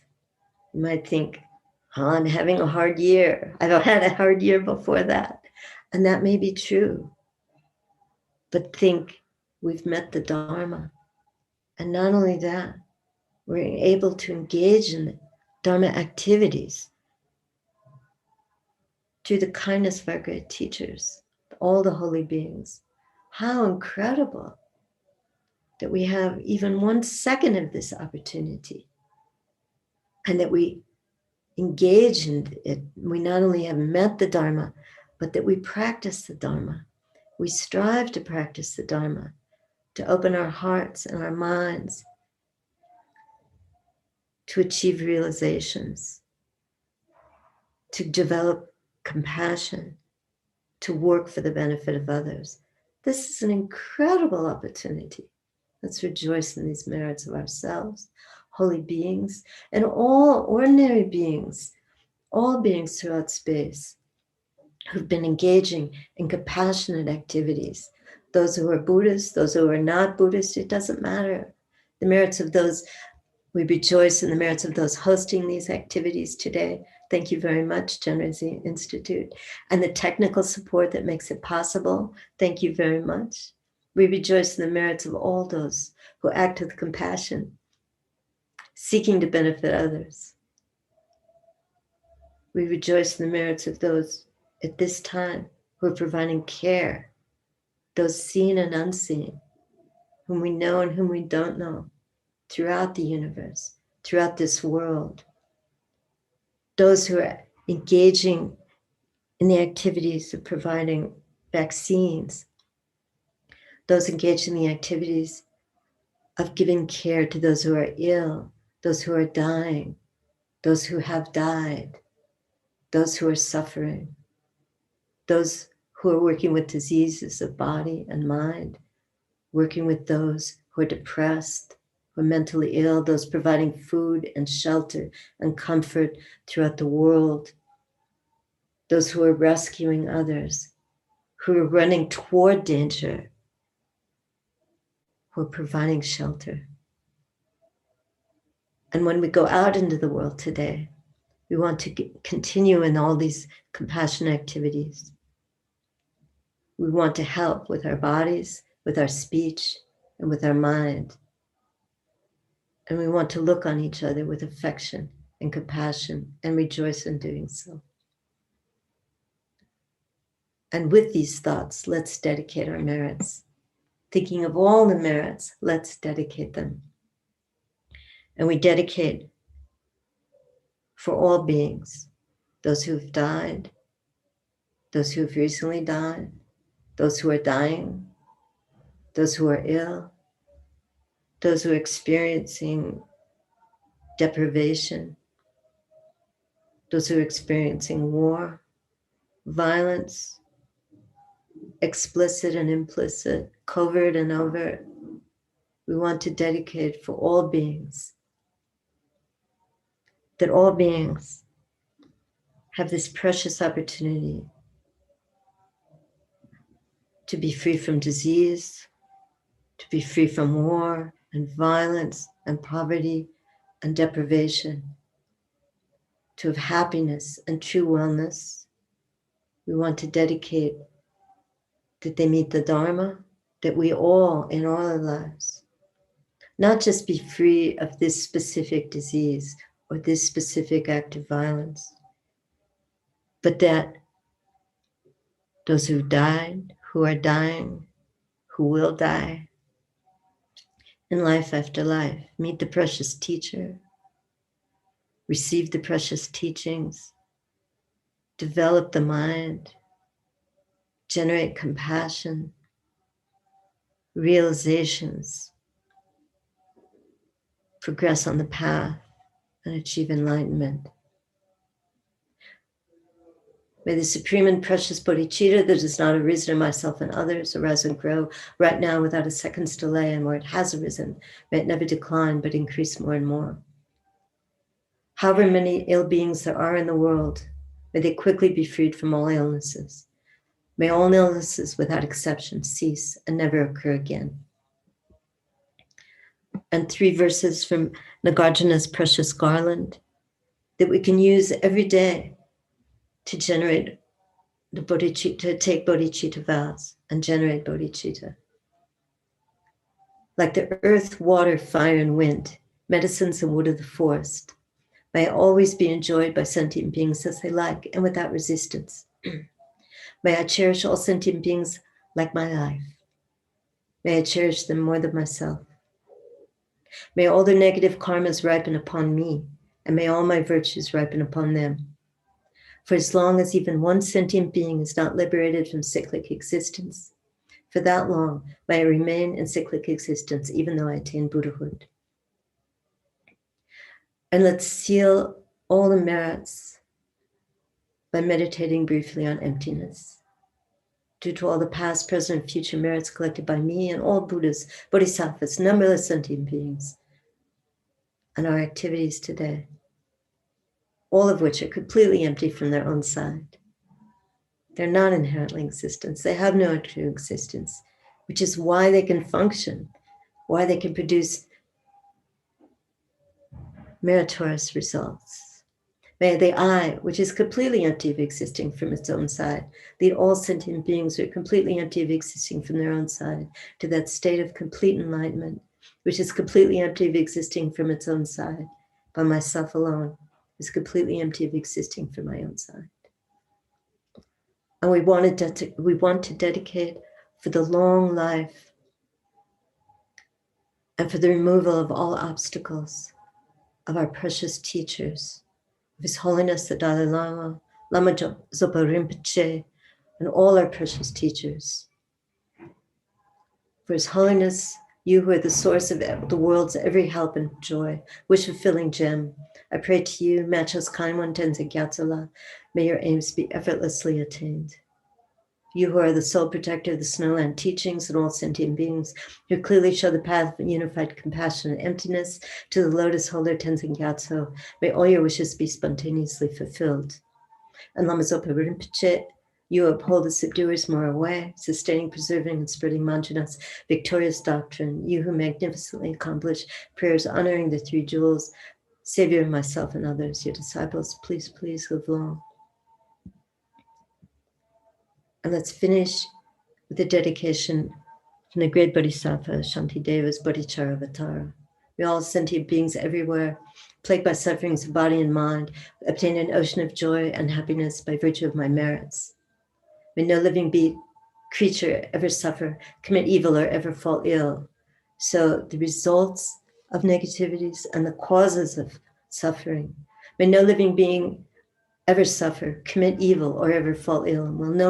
May no one be afraid or belittled with a mind weighed down by depression. May the blind see forms, the deaf hear sounds. May those whose bodies are worn with toil be restored upon finding repose. May the naked find clothing, the hungry find food, the thirsty find water and delicious drinks. May the poor find wealth, those weak with joy find sorrow. May the forlorn find hope, constant happiness and prosperity. May there be timely rains and bountiful harvests. May all the medicines be effective and wholesome prayers bear fruit. May all who are sick and ill quickly be freed from their illnesses. Whatever diseases there are in the world, may they never occur again. May the frightened cease to be afraid and those bound be freed. May the powerless find power. And may people think of benefiting each other. And here we can think of all beings, and in particular, those who have the power and are in the position, world leaders, those whom we know to be world leaders, and others who have the power to actively and immediately benefit each other, do so. We can dedicate for that. May people think of benefiting each other. For as long as space remains, for as long as sentient beings remain, until then may I too remain to dispel the miseries of the world. In all my lives, may we never be apart from you, our perfectly pure gurus. And for that reason, may we enjoy the magnificence of the Dharma. And from that, may we quickly accomplish all the good qualities of the grounds and paths. And therefore, may we quickly attain your very state, the unified state of Vajradhara. Thank you very much. I appreciate so much this opportunity, and I wish you all very well. Good morning. Hey, Venerable, how are you? Hey, Venerable, how are you? Yeah, good. Yeah. Good. Is it's sunny over your end of the mountain? I think so. From my window, I can see sunlight reflecting off of the wall of Kirti and a thin strip of blue. How about you? Nice. Yeah, same. Yeah. It's so strange. I'm in my room and I'm actually quite cold, but I know that outside it's warm and sunny. Yeah, it certainly is. Yeah, that's right. Yeah, so I hope you're well and that things are going well. Are You too, yeah. Are you kind of settled in, or are you taking off? It depends. I'm hoping in a couple months' time, when all the lockdowns lift and some of the backlog to Australia is cleared out, then I'll be able to get a flight to Australia. But it's just a matter of waiting and seeing. Yeah. I had a flight. I thought I'd do a quick trip before. Now we're, classes have started, but they were like, no, India, no, you stay where you are. Enjoy your life. That's good. Yeah. Okay, I'm taking so much of your time. No have a wonderful session, and it's nice to see your beautiful face. Yeah, you And thank too. I'll see you probably next Saturday. Bye. Bye.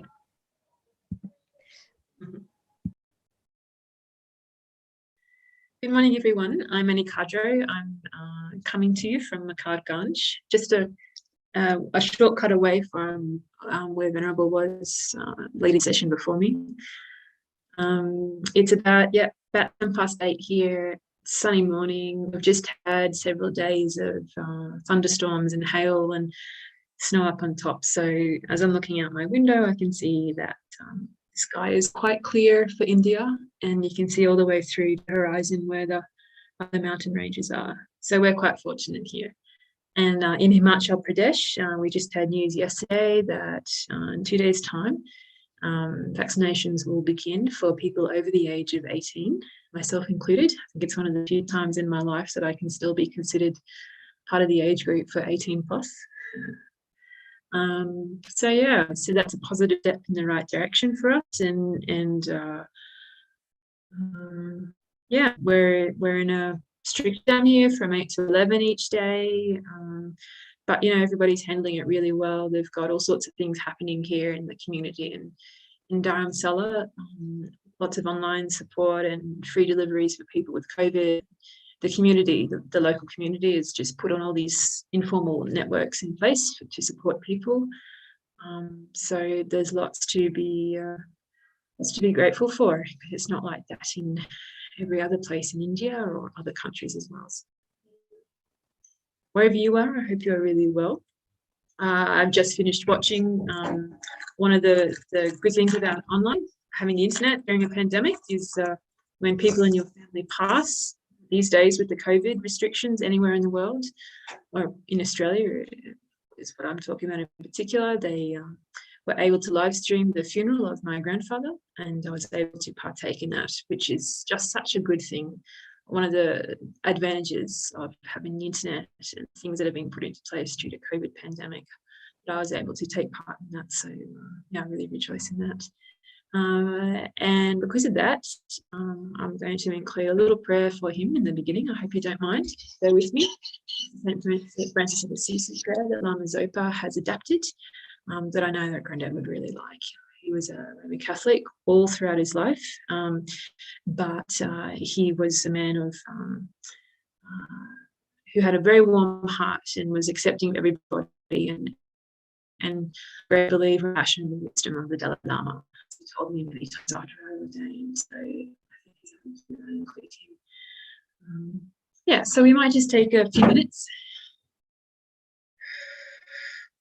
to ground ourselves and bring ourselves into the present, because probably like me, you've been doing plenty of things before you started listening to the prayer session.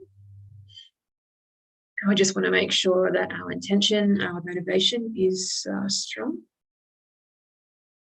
Let's think about why we're doing this practice.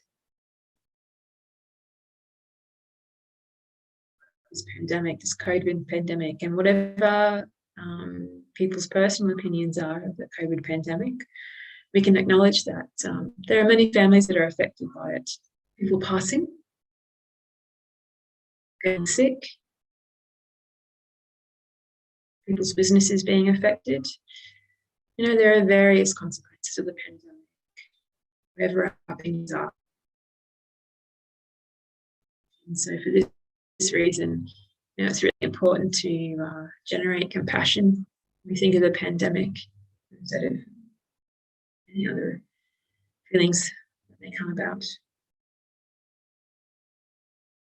Something that Rinpoche had taught on the pandemic a while back, saying that the reason why the pandemic started was the reason why we have such illness in the world is having enough compassion for others, not believing in karma. You know, from our virtuous thoughts come virtuous consequences. From our non-virtuous thoughts come virtuous consequences.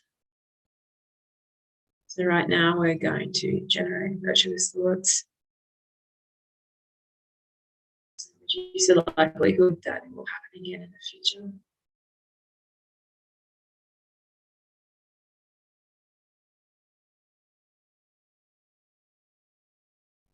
All those sentient beings that are affected by the pandemic. We want to do this practice for, especially those that we don't normally think about. Those that don't normally make the headlines.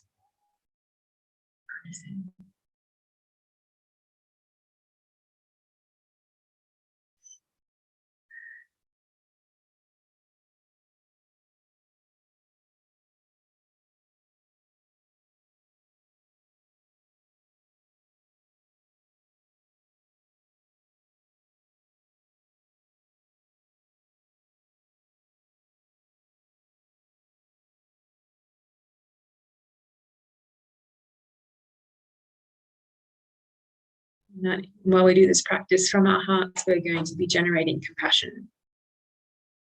And sometimes when we think about compassion, I don't know about you, but I can feel a little bit like a dry well, not much inspired. So today, after listening to the funeral and reading Lama Zopa's teaching, I thought, let's take a couple of moments just to think of all the people, all the examples that we have in our life. Compassion, people who have embodied that. We can look to an example how to act with compassion, how to talk with compassion, how to feel with compassion.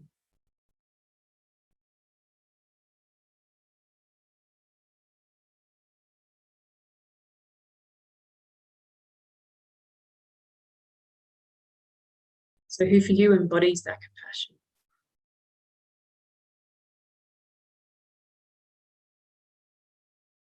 Let's be inspired by those examples in this practice.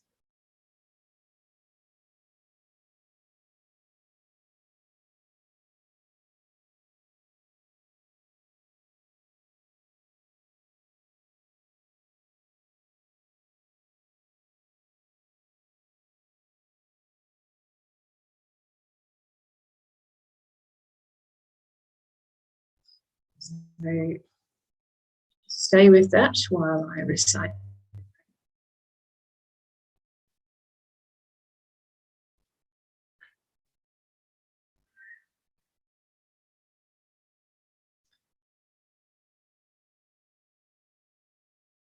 Lord Buddha, make me an instrument of your peace. Where there is hatred, let me sow love. Where there is injury, let me sow pardon. Where there is discord, let me sow unity. Where there is doubt, let me sow faith. Where there is error, let me sow truth. Where there is despair, let me sow hope.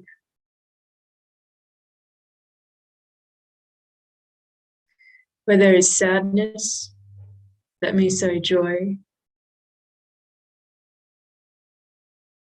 Where there is darkness, let me sow light. The Divine Master, grant that I may not so much seek to be consoled, happiness for the ego, as to console, to be understood, as to understand, and to be loved as to love. For it is in giving that we receive, it is in pardoning that we are pardoned, it is in dying, having practiced, that we are born to eternal life, from happiness to happiness up to full enlightenment. May all beings effortlessly attain the transcendent blissful state of omniscient Buddha.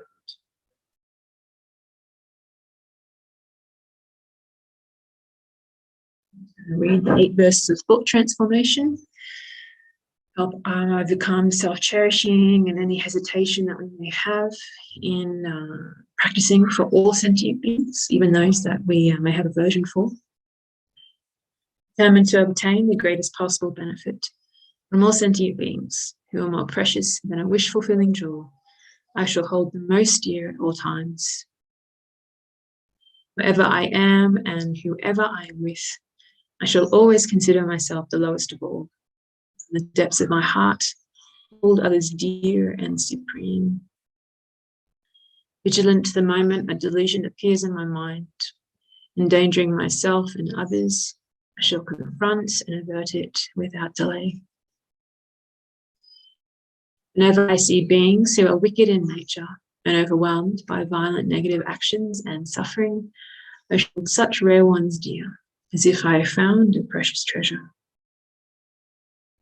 When out of envy others mistreat me with abuse, insults, or the like, I shall accept defeat and offer the victory to others. When someone whom I have benefited and in whom I have great hopes gives me terrible harm, I shall regard that person as my holy guru. In short, both directly and indirectly do I offer every happiness and benefit to all my mothers. I shall secretly take upon myself all their harmful actions and suffering, undefiled by the stains of the superstitions of the 8 worldly concerns. By perceiving all phenomena as illusory, I shall be released from the bondage of attachment. Say the motivation 7 times, which are originally generated from our hearts. All sentient beings, my mothers who are infinite like space, go for refuge to the precious Guru Buddha. We go for refuge to the Buddha, the Dharma, and the Sangha. We go for refuge to the assembly of gurus, yidams, and dakinis. We go for refuge to the empty clarity of our own minds, the Dharmakaya. We go for refuge to the Buddha, the Dharma, and the Sangha. We go for refuge to the assembly of gurus, yidams, and dakinis. Refuge to the empty clarity of our own minds, the Dharmakaya. We go for refuge to the Buddha, the Dharma, and the Sangha. We go for refuge to the assembly of gurus, yidams, and dakinis. We go for refuge to the empty clarity of our own minds, the Dharmakaya. We go for refuge to the Buddha, the Dharma, and the Sangha. We go for refuge to the assembly of gurus, yidams, and dakinis. We go for refuge to the empty clarity of our own minds, the Dharmakaya. We go for refuge to the Buddha, the Dharma, and the Sangha. We go for refuge to the assembly of gurus, yidams, and dakinis. We go for refuge to the empty clarity of our own minds, the Dharmakaya. We go for refuge to the Buddha, the Dharma, and the Sangha. We go for refuge to the assembly of gurus, yidams, and dakinis. We go for refuge to the empty clarity of our own minds, the Dharmakaya. We go for refuge to the Buddha, the Dharma, and the Sangha. We go for refuge to the assembly of gurus, yidams, and dakinis. We go for refuge to the empty clarity of our own minds, the Dharmakaya. We go for refuge to the Buddha, the Dharma, and the Sangha. We go for refuge to the assembly of gurus, yidams, and dakinis. We go for refuge to the empty clarity of our own minds, the Dharmakaya. Now, before we start the mantra recitation of Om Mani Padme Hum,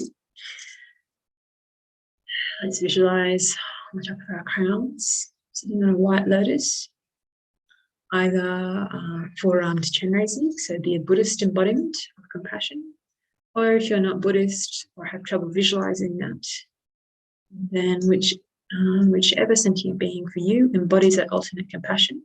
Just visualize them above your head.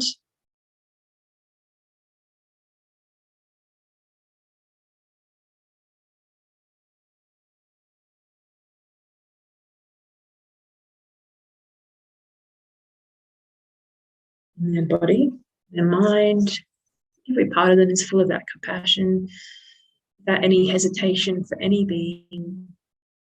It flows down from their heart through the top of your crown, begins to fill up your own body.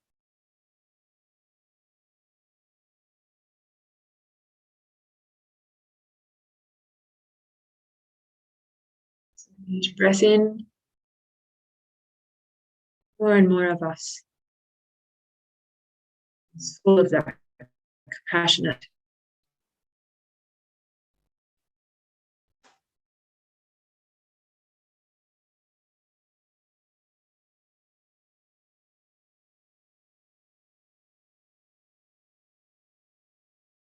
And it's important to realize or to acknowledge that we need to focus on having compassion for ourselves first.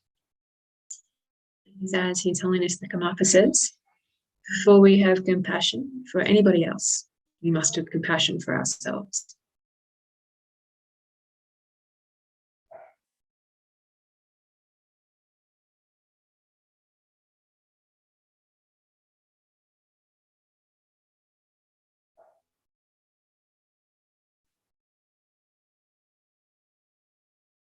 So breathing it in, your body is filling, your mind is filling, your heart is filling up with this compassion.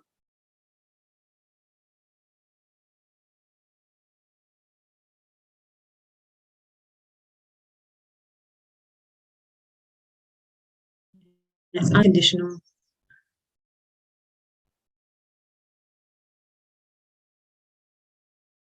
We begin our practice of the recitation, Amani Pema. We can send that same unconditional compassion from our own hearts to all those sentient beings that require it.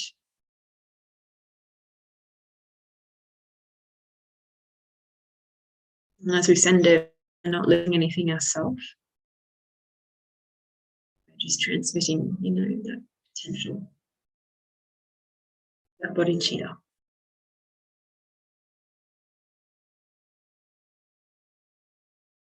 Just have great conviction, and this is what's happening while we do this practice.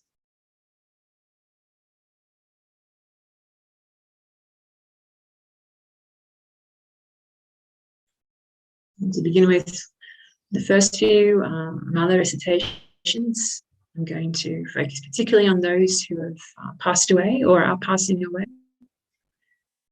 Perhaps the external circumstances not conducive to have a calm mind when they pass.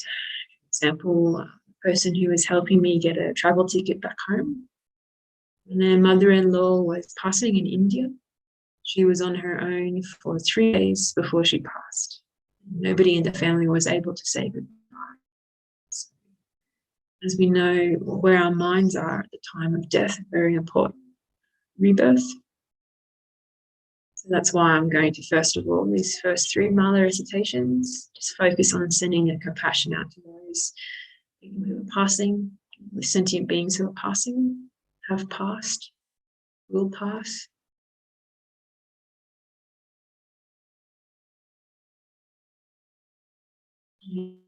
They experience negatively impact their rebirth.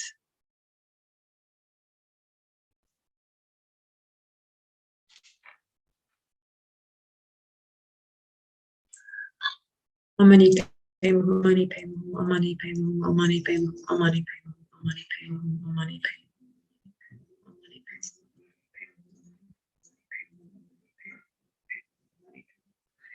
Amani pemu, amani pemu.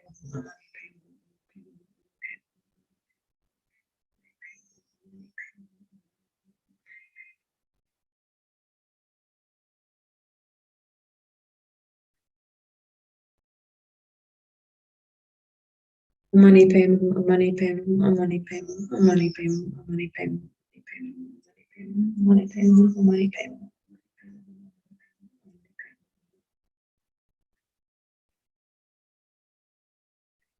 Amani pemu, amani pemu, amani pemu, amani pemu, amani pemu. Money pay, money pay, money pay, money pay.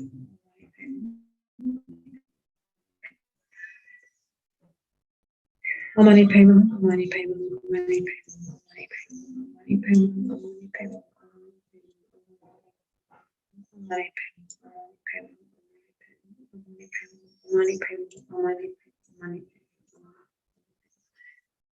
Amani Pema, Amani Pema, Amani Pema, Amani Pema, Amani Pema, Amani Pema, Amani Pema, Amani Pema.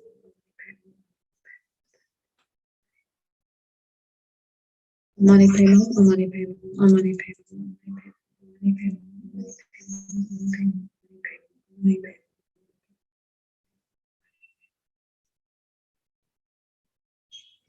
Amani Pema, Amani Pema,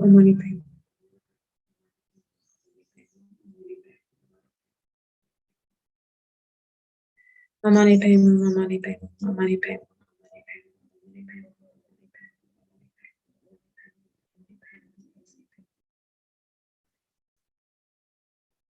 Amani Pema, Amani Pema, Amani Pema, Amani Pema, Amani Pema, Amani Pema, Amani Pema, Amani Pema, Amani Pema.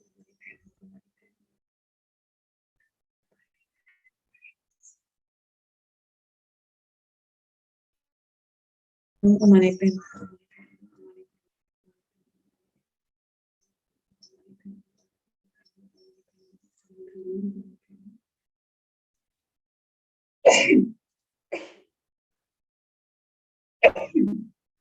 Me.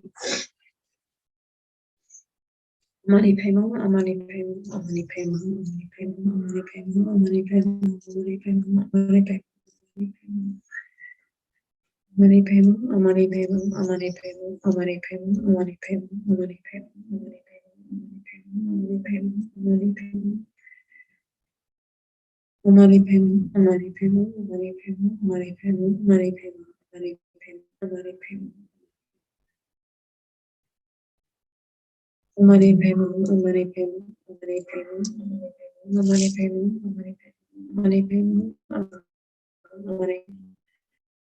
Amani Pema, Amani Pema, Amani Pema, Amani Pema, Amani Pema, Amani Pema, Amani Pema, Amani Pema, Amani Pema, Amani Pema, Amani Pema. Amani Pema, Amani Pema, Amani Pema, Amani Pema, Amani Pema, Amani Pema, Amani Pema. Amani Pema, Amani Pema, Amani Pema, Amani Pema.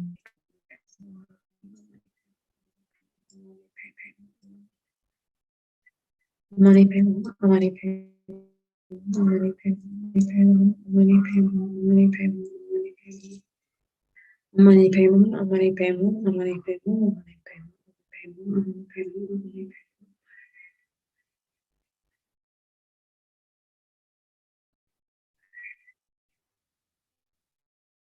Money payment, money payment, money payment, money payment, money payment, money payment,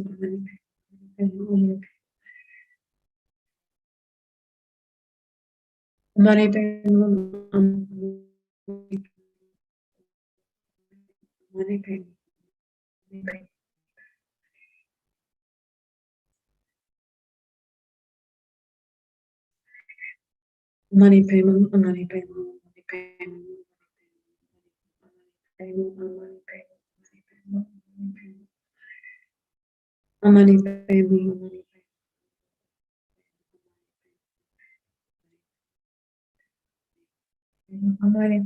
money payment, money payment, money payment,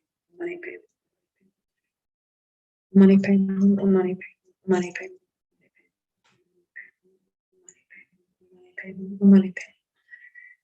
money payment, money payment, money payment, money payment, money payment.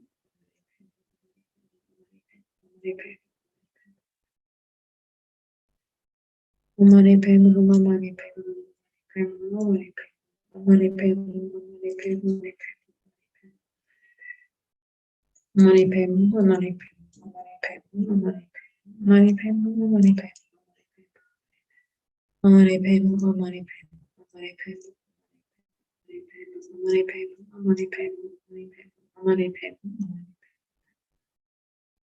money payment.